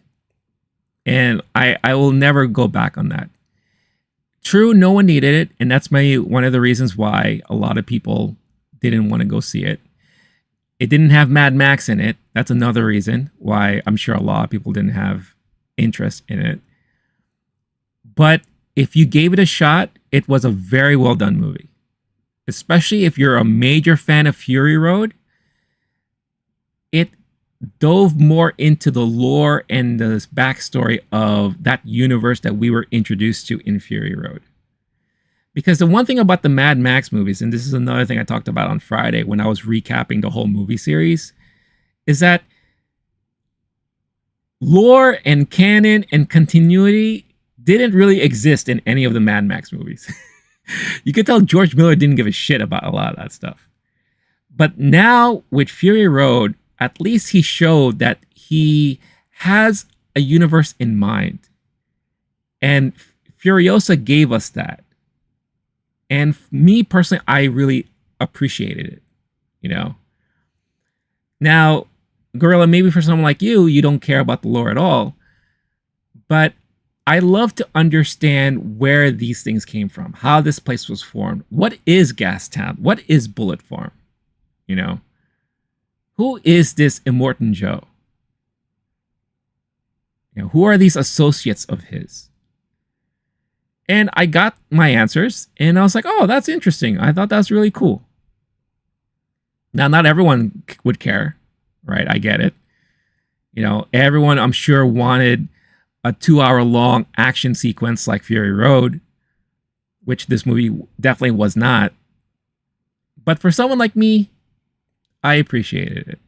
But I could totally understand why a lot of people wouldn't want to see it or care about it, right? So I get it. But we're heading into June, right? We already got Garfield and Furiosa coming out. Bad Boys Ride or Die. I'm sure there's going to be a sector of people who would love to see this. I honestly don't know how well the last movie did. Here, let's look it up. Let's look up the Bad Boys franchise.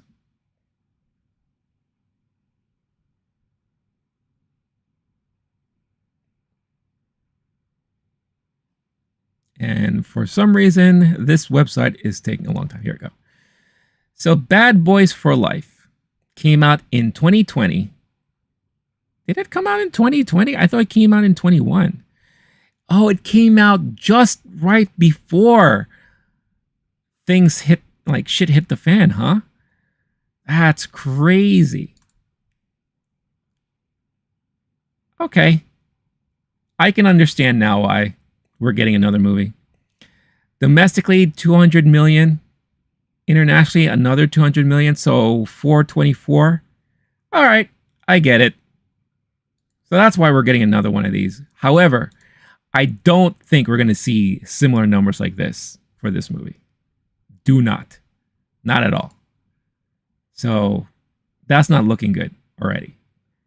The Watchers horror film from M. Night Shyamalan's daughter. I think it will do independent movie numbers for the most part. Inside Out 2, Pixar sequel to Inside Out, which a lot of people love. But like I said before, families are no longer going to movies like they used to. So I don't think, as far as box office is concerned, that this is going to do big numbers. I don't think so. You know, especially, again, for the last several years, families have been so used to these new family movies releasing on streaming and Disney Plus very early and very soon. So I'm sure they'd rather just wait for that to happen. Bike Riders, I'm looking forward to it, but for the general audience, this is not going to do well at all. Janet Planet, another movie I would love to see. Heard nothing but good stuff about this during the festival circuit last year. General audiences are not going to go see it. Kind of Kindness. I love Yorgos Lanthimos. Poor Things was one of my favorite. It was my favorite movie of last year.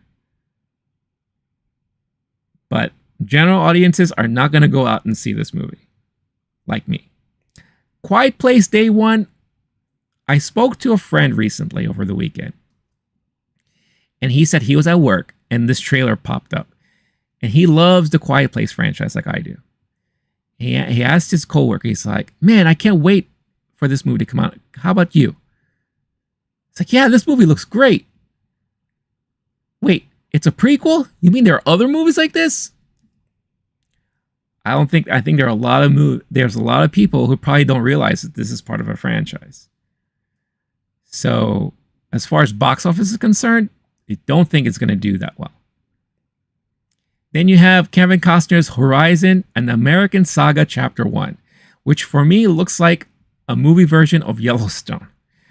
Maybe you'll have an older generation going out to support a movie like this, but I don't think we're going to see big box office numbers. So, for June alone, you have 1, 2, maybe 3 movies that will do interesting numbers at the box office, but nothing to write home about. So we're looking at June possibly being another dud month. Now you have July.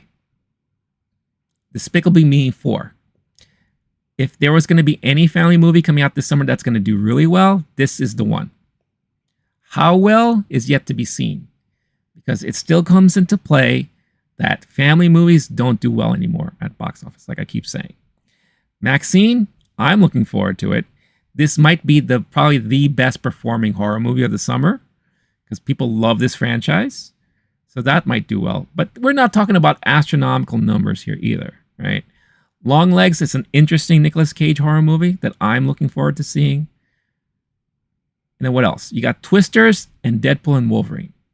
So in the month of July, you have 3 major movies that most of Hollywood is really depending on, hoping that this will save the summer box office season. Hoping. Deadpool and Wolverine, for sure. I will say it now. Deadpool and Wolverine will be your $1 billion movie of the year. It might be the only one, compared to what the rest of the year is looking like. But that's July. Then you have August. Harold and the Purple Crayon looks terrible. Borderlands looks horrible. What else? Trap looks interesting. M. Night Shyamalan, I like this.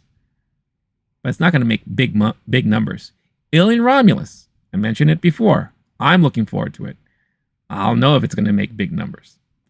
Horizon, you got Chapter 2 of the Kevin Costner movie.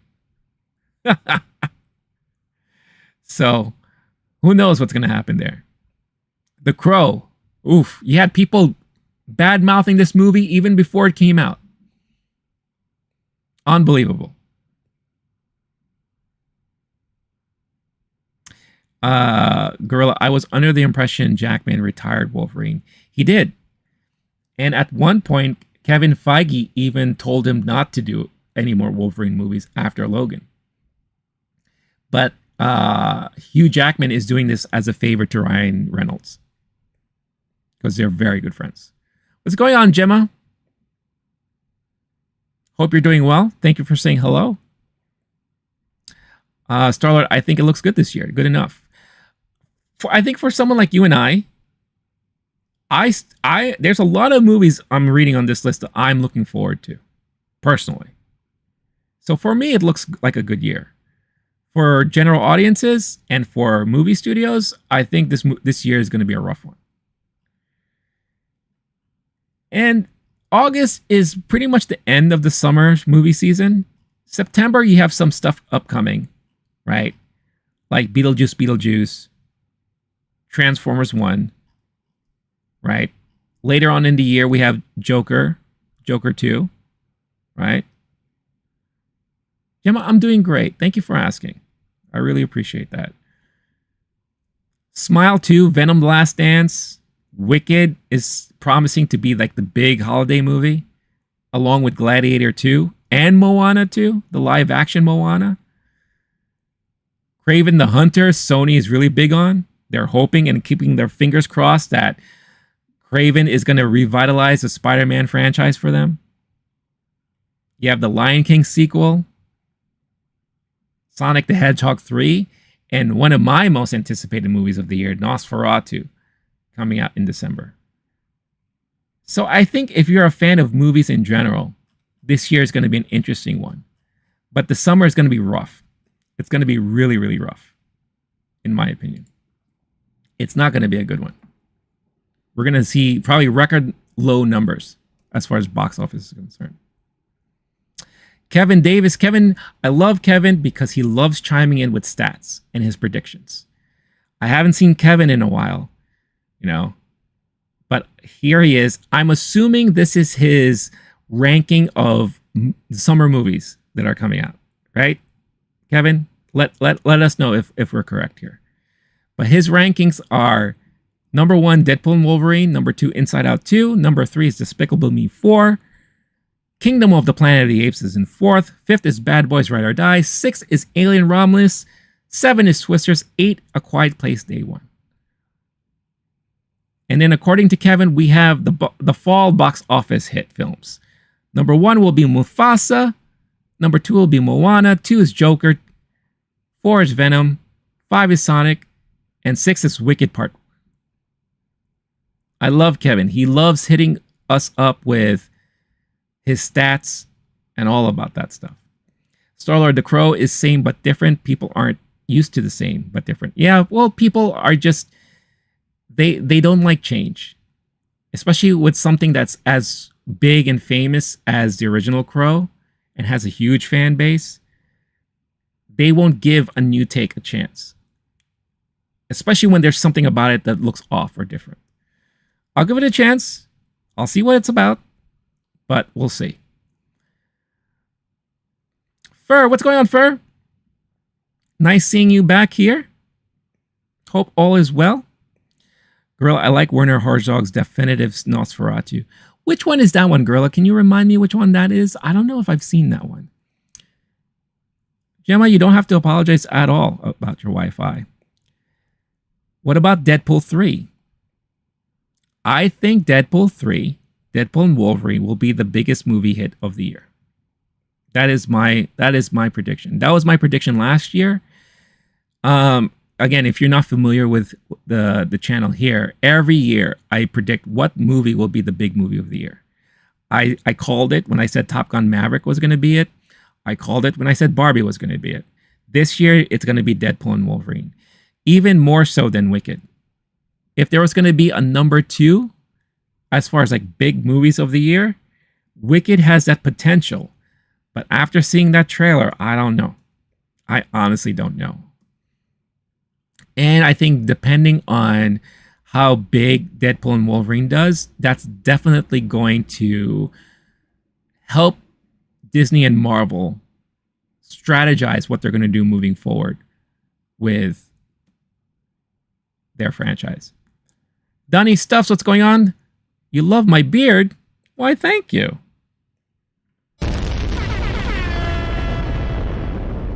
I did trim it today, so I realize it. So thank you. Star-Lord, it's the same Eric, but different. Definitely. 1000%. It's Eric Draven, but it's a different take. It's a more, I would even dare say it's like a modernized take on it. It's just a really good Nosferatu remake done by a cinema auteur. Now, you know what? I'm going to look it up. Is that the one with Willem Dafoe?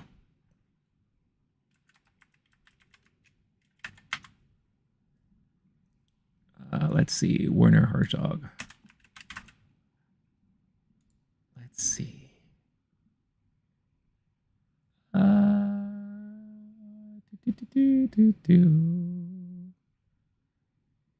Which one is this one?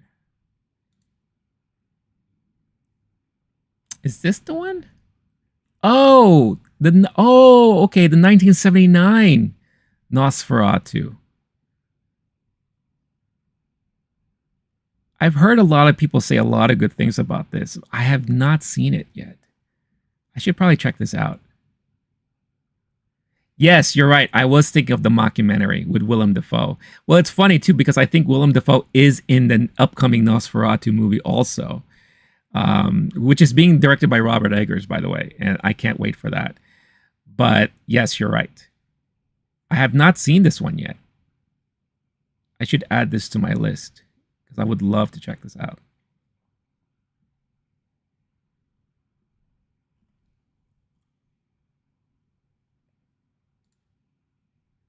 But yeah, I can't wait for this one, for Nosferatu, the Robert Eggers version, because it looks good.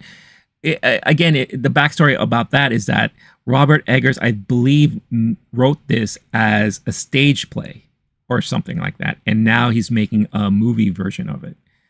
So I'm sure it's going to be very interesting. And I'm a fan of Robert Eggers, so I can't wait to see what he has in store for us in that sense. Star-Lord, it's basically a romantic Jason Voorhees, but he can talk and he's not too freakish looking. Are you talking about The Crow?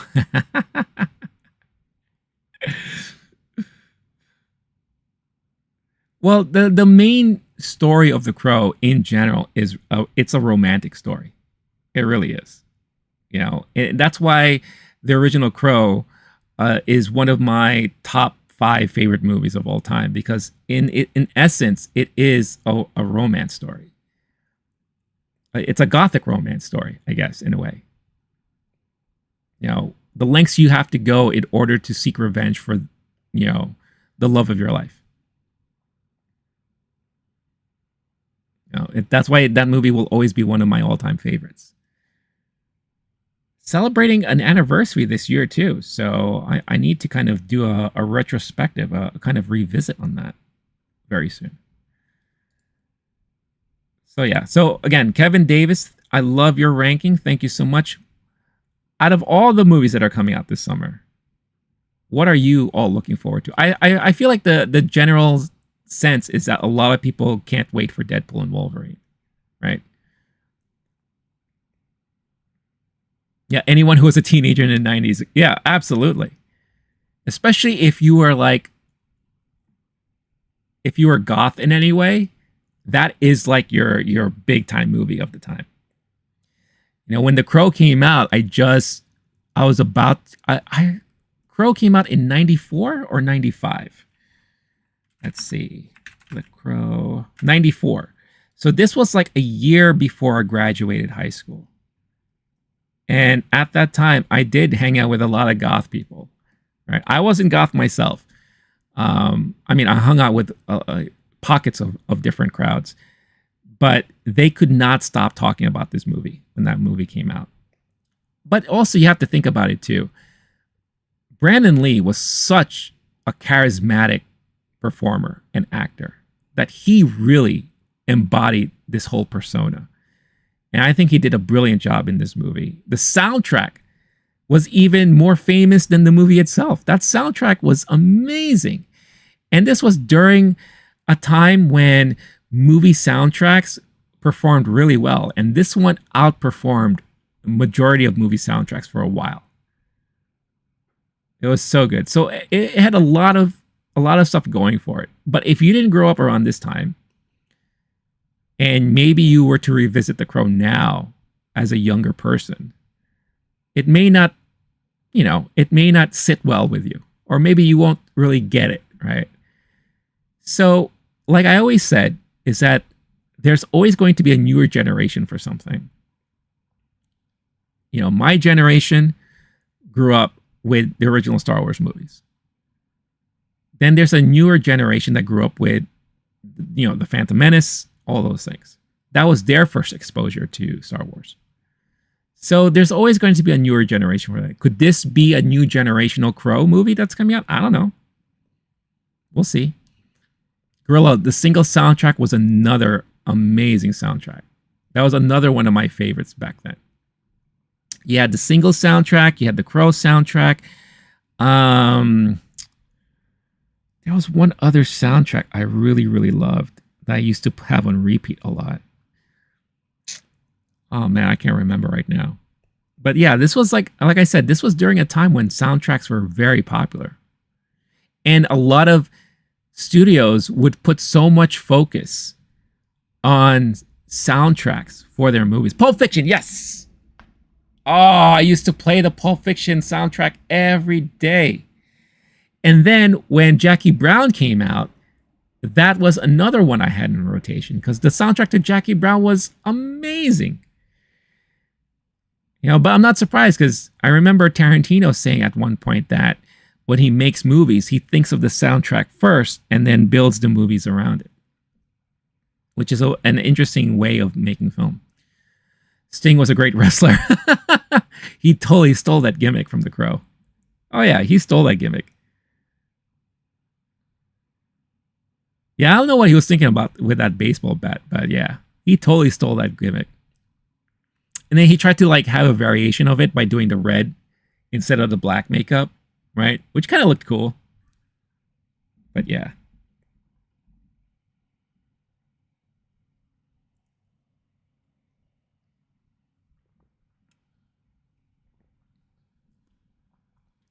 That's a great, and that Gorilla, you just brought up like an interesting thing.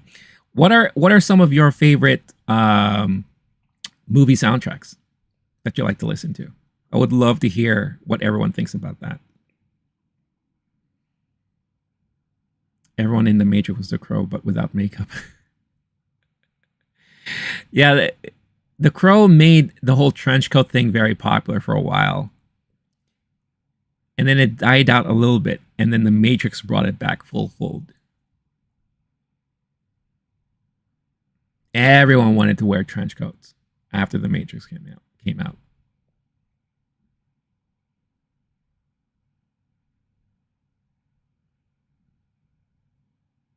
Another great soundtrack too, not so much for like the singles and the hits was but more for the score was Gladiator. That's another soundtrack I listen to from time to time. Oh, and Interstellar. Oh, Interstellar is one of when you talk about score, and movie, I'm gonna come. How much you think, dumb dickless?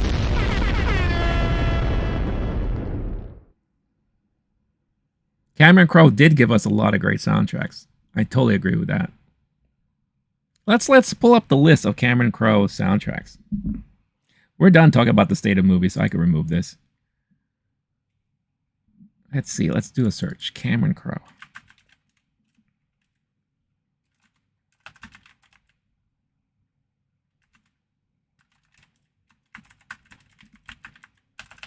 Let's see. Cameron Crowe movie soundtracks. Here we go.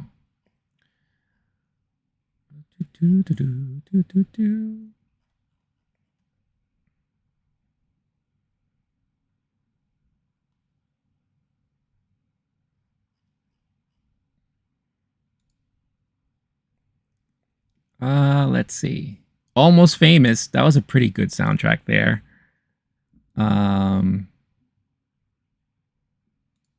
Wait a minute. That's right. He did direct Say Anything. I totally forgot about that. Say Anything had a brilliant soundtrack. Of course, everyone just remembers the main song.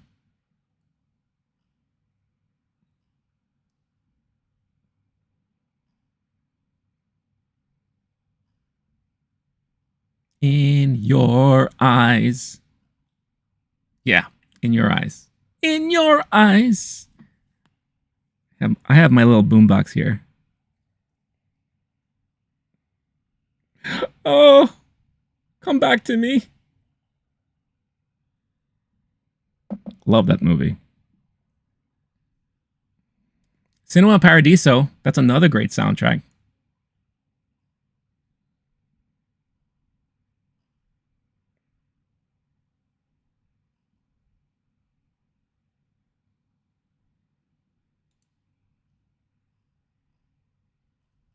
Oh, yeah, that's right. I forgot he also directed Elizabethtown. If I remember correctly, that soundtrack was pretty decent too.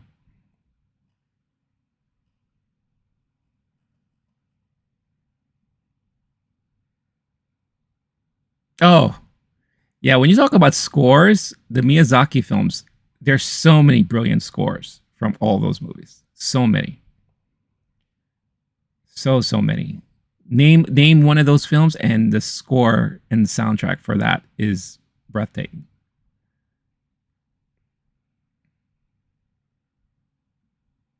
Starlord saying Batman has the Crow, but they are separated as Batman and the Joker. What? I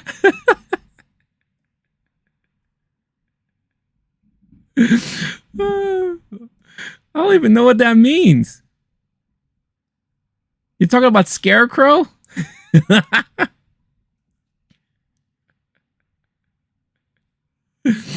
Oh my god, that's too funny.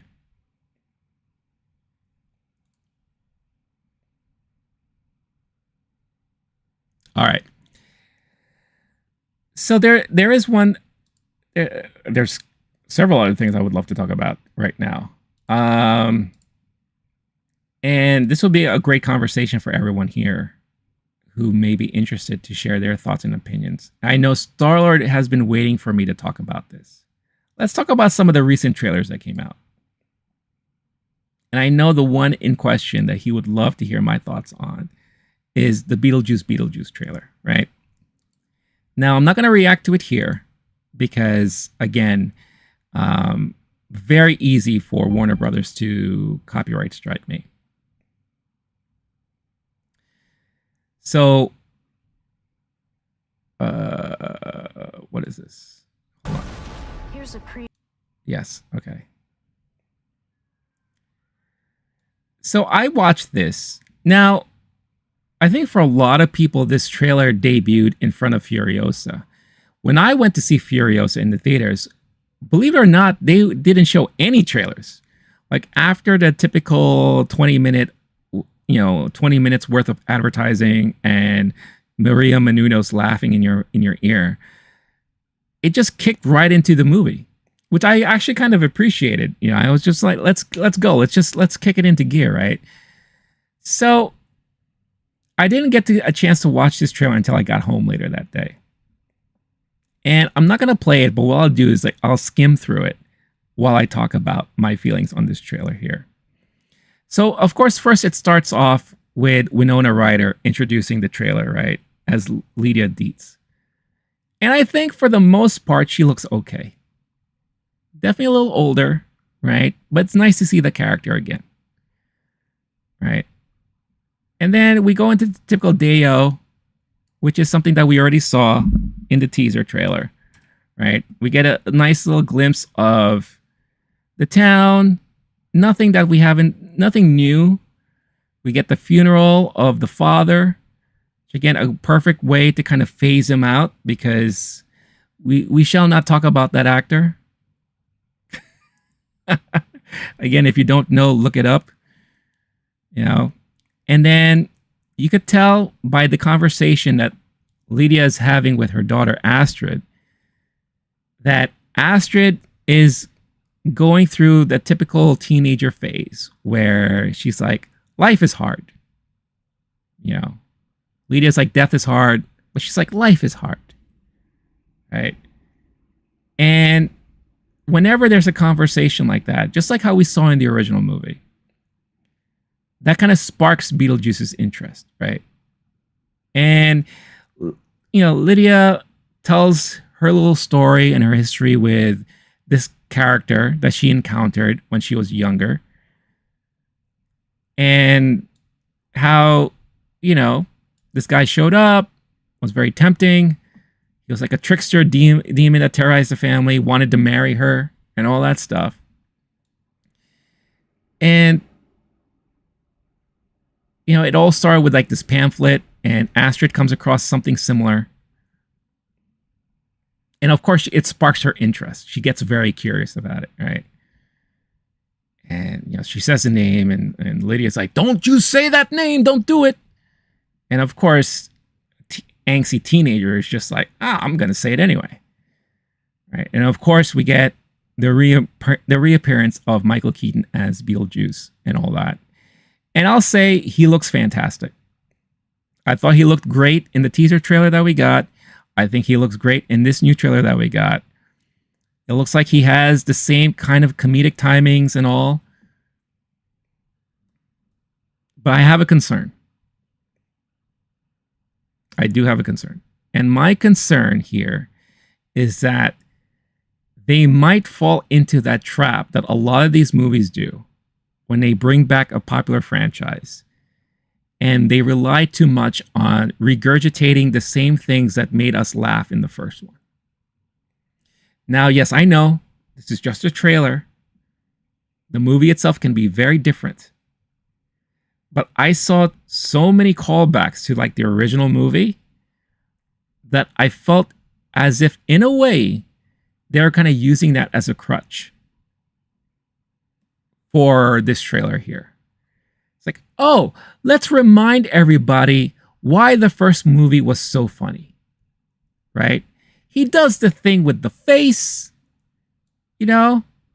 We saw that happen in this trailer. You know, the whole thing's like, oh, if you think this guy, oh, what about this?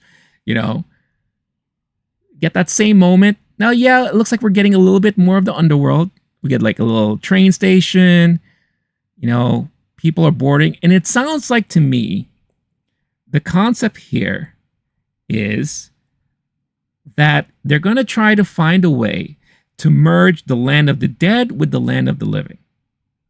They're going to try to merge and see if they could live in harmony. And I'm sure there are going to be people who are going to be opposed to that. And there are going to be people that will be like, hell yeah, let's do that. And this is going to be Beetlejuice's way to get himself back into real life and maybe finally have a chance to be with Lydia or something along those lines. But then we see scenes of the mom visiting the afterlife, right? And we get introduced to Monica Bellucci. And I caught this right away. And I was like, oh no. Oh no. So this is like a deep, deep Easter egg take. If you remember, if you go back and you watch the first movie and Beetlejuice is trying to marry Lydia and they have this ceremony and it's basically like, oh, do you have the ring? And he pulls out this ring with like a finger. And Lydia's like, oh my gosh. And he's like, don't worry. She didn't mean nothing to me. Right? Guess whose finger that belongs to? And how do we know that? During the roll call at the end, you know, when they're doing the roll call of, oh, these are the people in the movie, they make it a point so that when Monica Bellucci's name pops up, and I'm gonna wait for that moment here. And of course we have the little, again, a nice little throwback and callback to the sand place and the sandworm, which is pretty cool. I like that. I love that they're still using the stop motion for it. Right? So hold on, let's see. Gorilla, thank you so much for subscribing, and thank you so much for joining in on the chat. Love to have you here. Great conversations, absolutely, and would love to see you in the next one. So have a wonderful rest of your day. Would be awesome. I hope it would be awesome. But thank you so much. But yeah, boom, right there. Guess who's missing a finger? It's Monica Bellucci. Guess who's missing a finger? It's Monica Bellucci.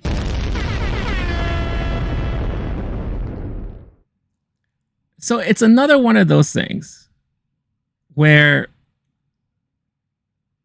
they love to tie things back to the original movie, right? And for the casual watcher and the casual fan of Beetlejuice, they probably never even thought about this. But when I saw this, I was like, oh, wait a minute. Hold on. Pump the brakes. Are we going this route? And it looks like we are. Yeah. Now we have Jenna Ortega. I think Willem Dafoe looks fantastic. I am so curious as to who his character is going to be.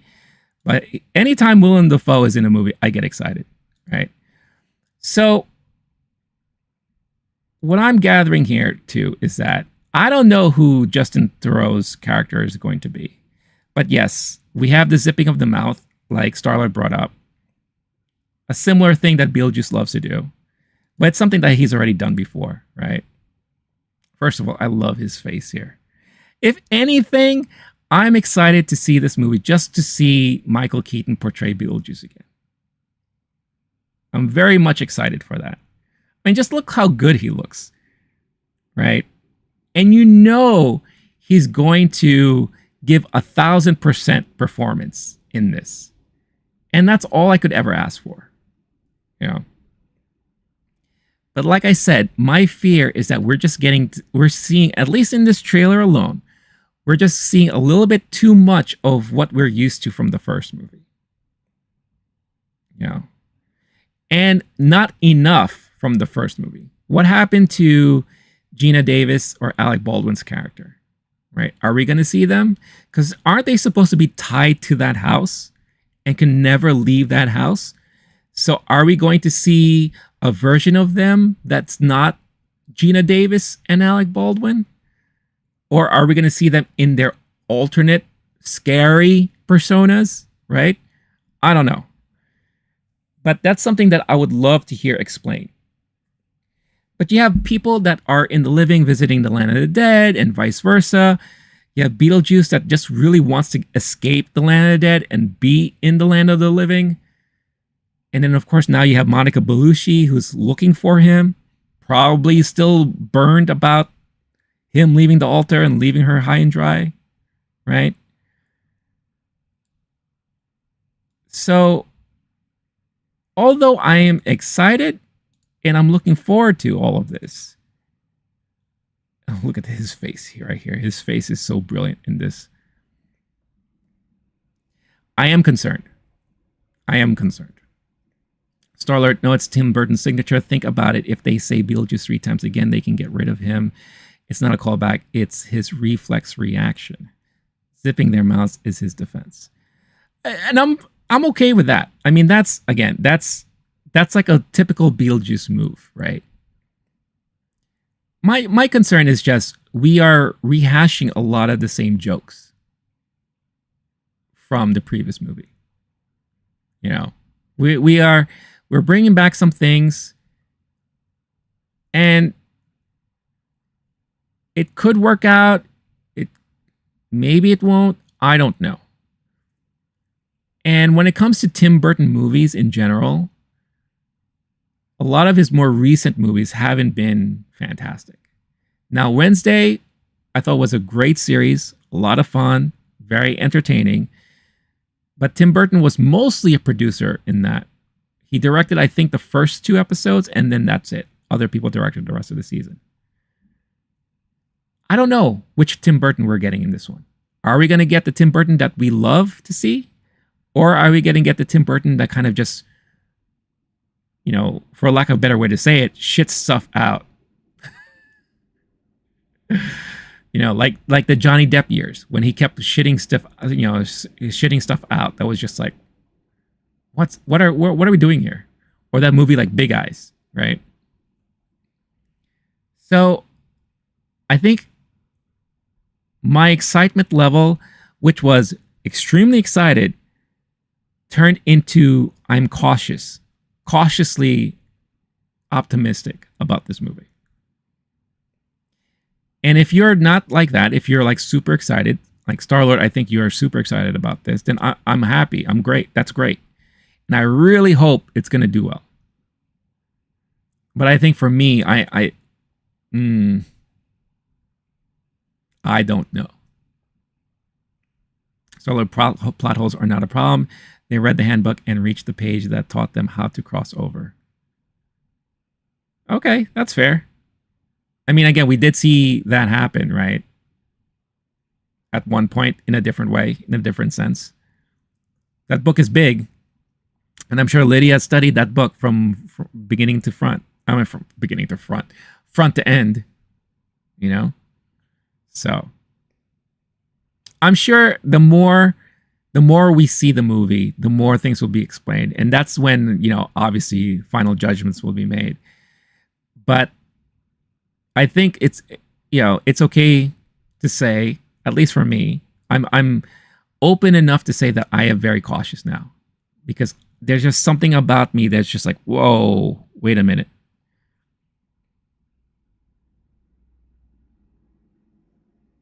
And it's just a trailer. It's just a trailer. And the idea of a trailer is to attract people and get people interested and excited to go watch this movie.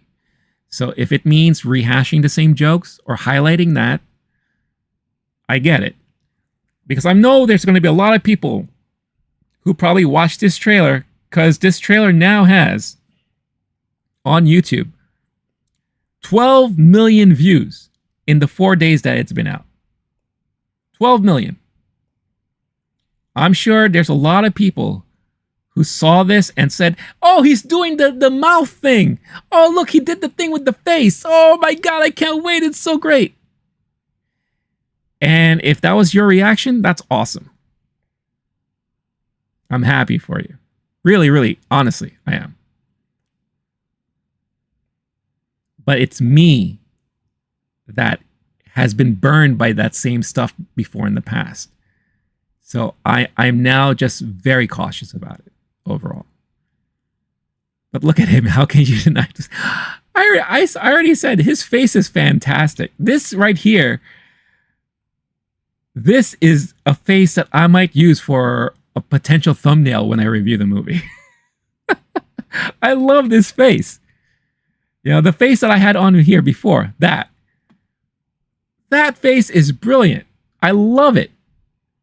Truly, truly love it.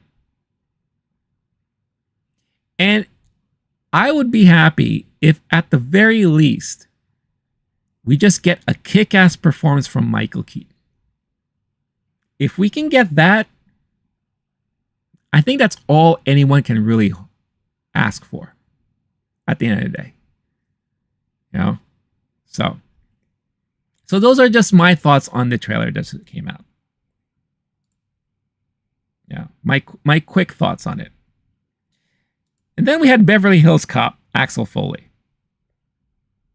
Right? And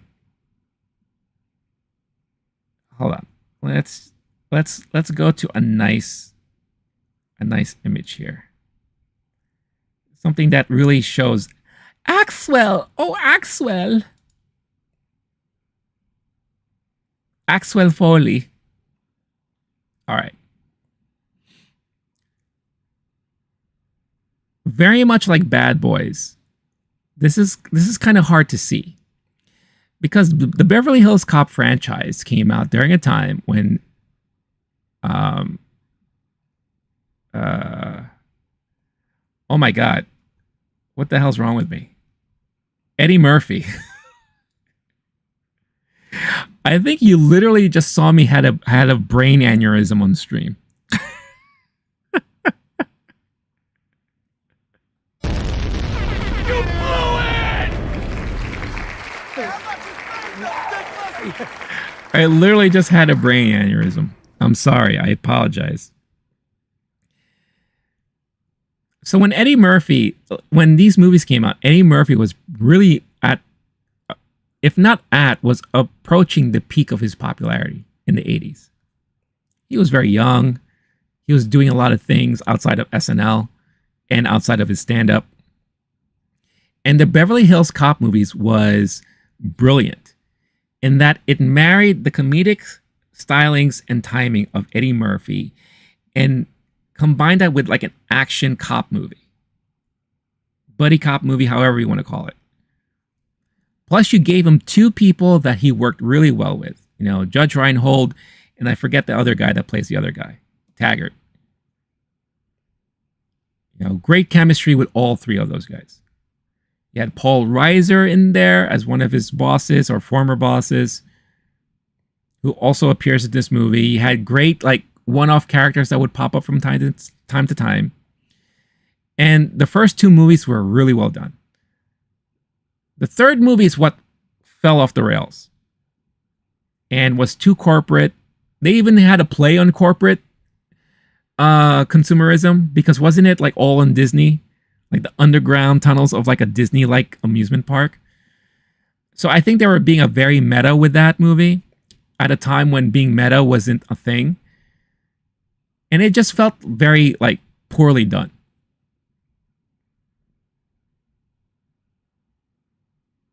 They said Beverly Hills Cop 3 is in 1994 in the trailer, but I think it's 95.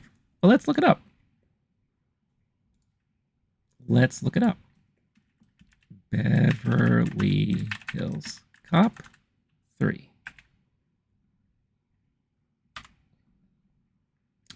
Beverly Hills Cop 3 came out in 1994, according to Wikipedia. Directed by John Landis.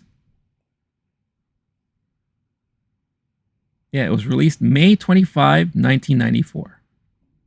It grossed $42.6 million, $119.2 million overall worldwide. So, there you go.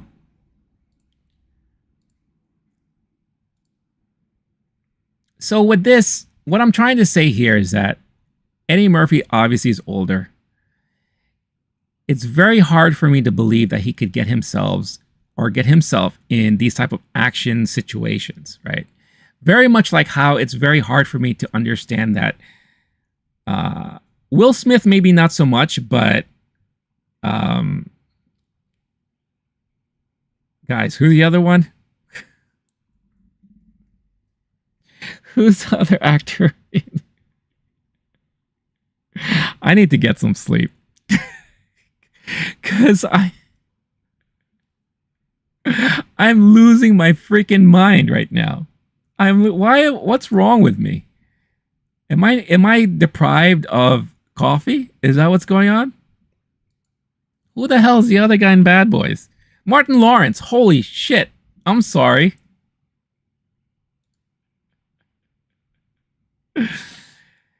Like, it's hard for me to see Martin Lawrence do anything action related because he's just so old. Starlord, how long did it stay in theaters? What, Beverly Hills Cop 3? I would assume not that long. If it came out in May of 94, around 94,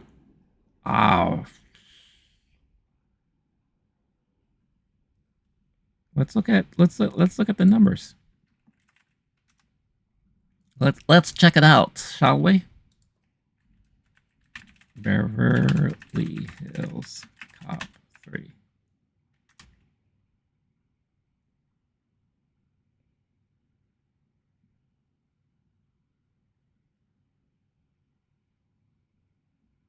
All right. Beverly Hills Cop.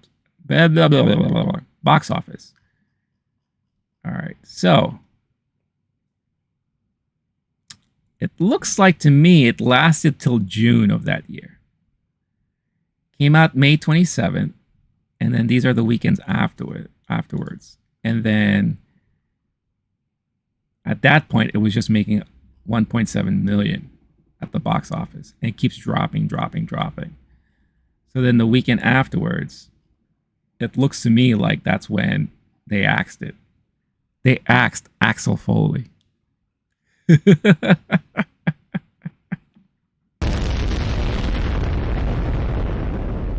I just had the wrong sources. No worries, man. Look at me. I mean, I'm not 100%. I couldn't even remember Martin Lawrence's name. Go figure. But yeah, it's just hard for me to believe that someone like the age of Eddie Murphy can get into those type of similar situations. And it looks like he's going to find himself in a lot of similar situations here. He's flying a helicopter. He's going through a car chase scene. He's trying to run people down, all that. It looks like he has a daughter that's now in the mix that, from what I'm taking or what I'm gathering here, the daughter could be potentially in trouble. But also, you have Judge Reinhold character who's in trouble. So Axel is trying to get Taggart to help him out, even though Taggart is retired. Judge Reinhold's character, I don't know what happened to him. It looks like he's like, been having better days. But Bronson Pinchot's character is back also, and he gets help from him. So it's definitely another one of those situations where, let's bring back a lot of the people that we're familiar with from the past movies that we loved, and let's have these guys have kind of like a reunion and all that, which is fine. The fact also, this is a Netflix movie, so I'm not really expecting a lot of stuff from a Netflix movie these days. What I will say is that the previous movies that Eddie Murphy has done with Netflix, I thought were kind of well done. Like the movie he did about Dolomite, I thought was really good. Really, really good. Now, the movie that he didn't do with Netflix that was done with Amazon, Coming to America 2, woof. Woof. That was a hot mess. Hot mess. So, I wasn't sure what to expect with Axel Foley. We got this trailer, and I will say for the most part, it may be entertaining and it may be fun. But who knows? Will I watch it? Of course I'm going to watch it. Will it disappoint me? Has potential to. But any other movie can do so. Hey, if Harrison Ford can do it, old age don't mean anything. Harrison Ford is a whole different type of person, though. Like Harrison Ford, I can believe can still do that stuff. When he was in those Clear and Present Danger movies, when he was the president on Air Force One, I believed, oh yeah, this dude can get dirty. For sure, 1000%.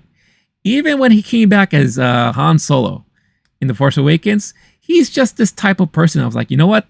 This guy can still get it done. Eddie Murphy? I don't know. I don't know. But that's just me. Honestly, that's just me. But regardless, it's going to be interesting to see what they do with these movies, how these movies are going to perform, and at the end of the day, just how entertaining these movies are really going to be. But it's always interesting. And the one thing I've said before that I'll say again now is that there is an art in putting movie trailers together. Star-Lord, you know exactly what I'm talking about. And I know also because I do a lot of editing too, is that you can edit something to look so fun and so entertaining, even though the movie may not be. You splice in some good music in there, some great graphics or transitions, and the trailer can make the movie feel as if it's going to be one of the most epic things you'll ever watch that year. It may not always be true, but it could be. And that's the whole point of trailers. That's why they pay people for that. That's why they have production studios whose main job is putting movie trailers together. It's an art form. It really is an art form. In a way, it's a form of storytelling and filmmaking on its own. So, but I will say, even though like there were some things that was really exciting to see in the Axel Foley trailer, the overall sense that I got was not like, oh man, it was just like, all right, could be good. So we'll see. We'll see what happens when the movie comes out. Not that long from now. Just, I believe, what, in a couple of weeks or so? So.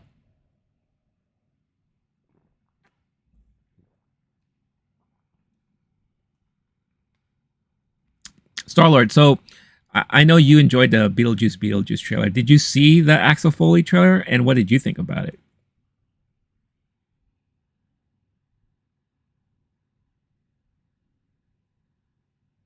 Sorry, guys, hold on. I'm just checking some things.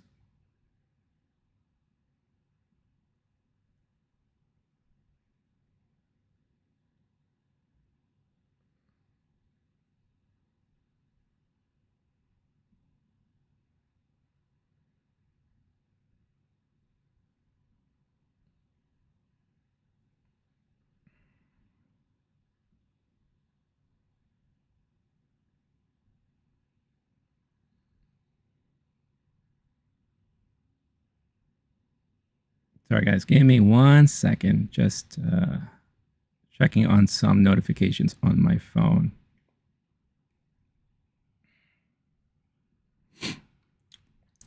Star Wars hype is my thing. Looks good, obviously.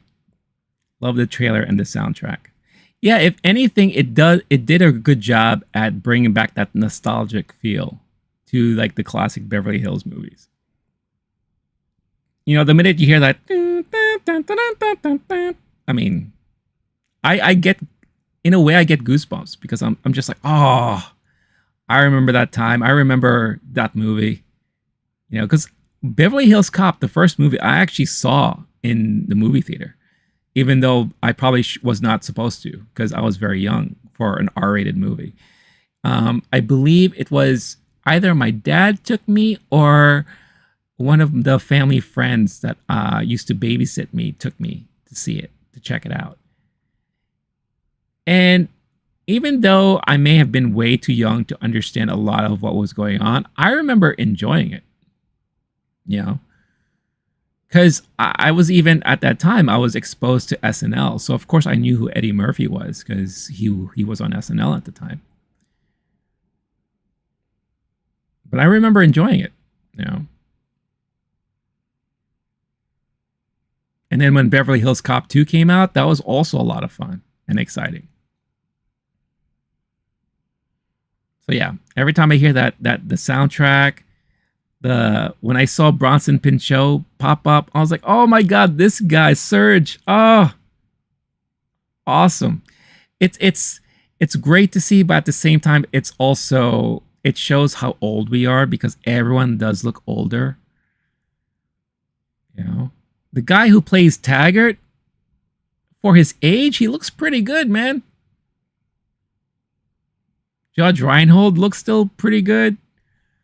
So it's nice seeing stuff like that. You know, at the end of the day, I guess the most I can ask for is I just want to be entertained.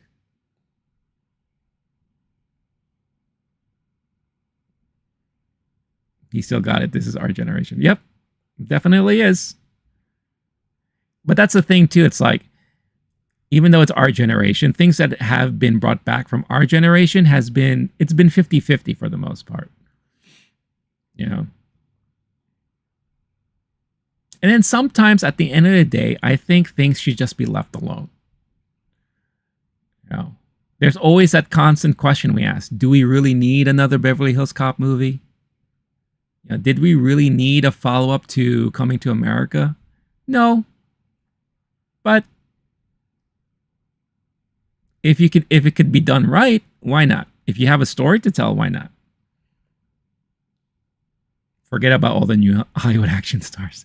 Well, it's funny too because there isn't, even though there are a lot of stars that do good in action, the caliber of action stars we have today is very different from the caliber of action stars we had in the 80s and 90s. You know? Very different.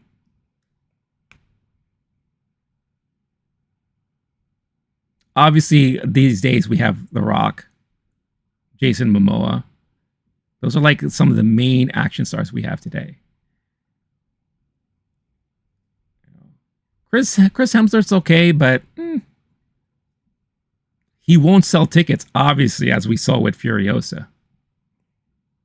The Rock will always sell tickets. Momoa will always sell tickets, especially internationally. But Chris, nope. Just proved it. Tom Cruise would. You know, but Tom Cruise also comes from this generation too, and he's still doing it, which is crazy.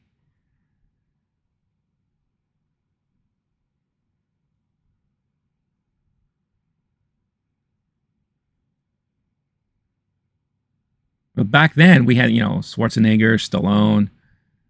And the interesting thing about Eddie Murphy is that he was like the most unlikely action star at the time because he's a comedian.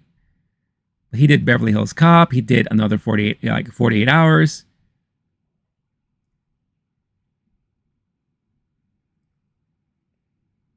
You know, he had range in that aspect, and it worked, which is crazy because no one would have ever thought it would be like that.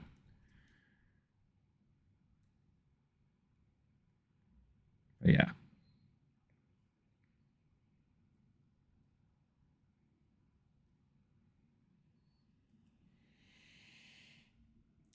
Oh, all right, y'all. I think I have hit a wall for now.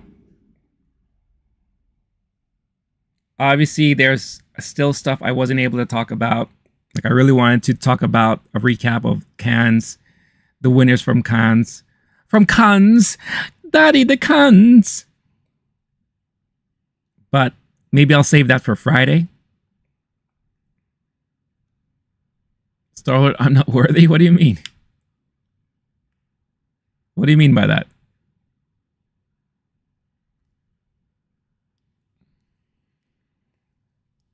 But it is 3 p.m. here on the East Coast. It's raining now. Oh, what a wonderful holiday, huh? But I think I'm going to call it. I hope all of you enjoy the rest of your day, evening, afternoon.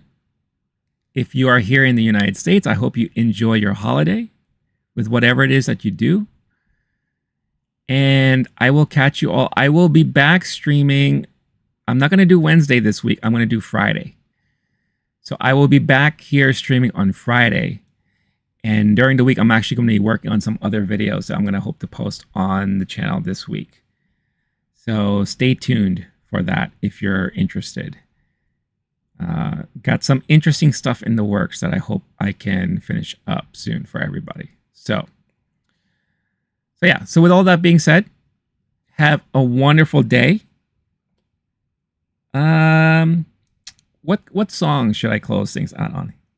Here, let's use this one. I like this from the last time I did it. All right, y'all. Mithun Manu, hi. I'm leaving, but hi, thank you for chiming in. But everyone else, enjoy the rest of your day. I will catch you all next time. Stay cool, stay classy, stay safe.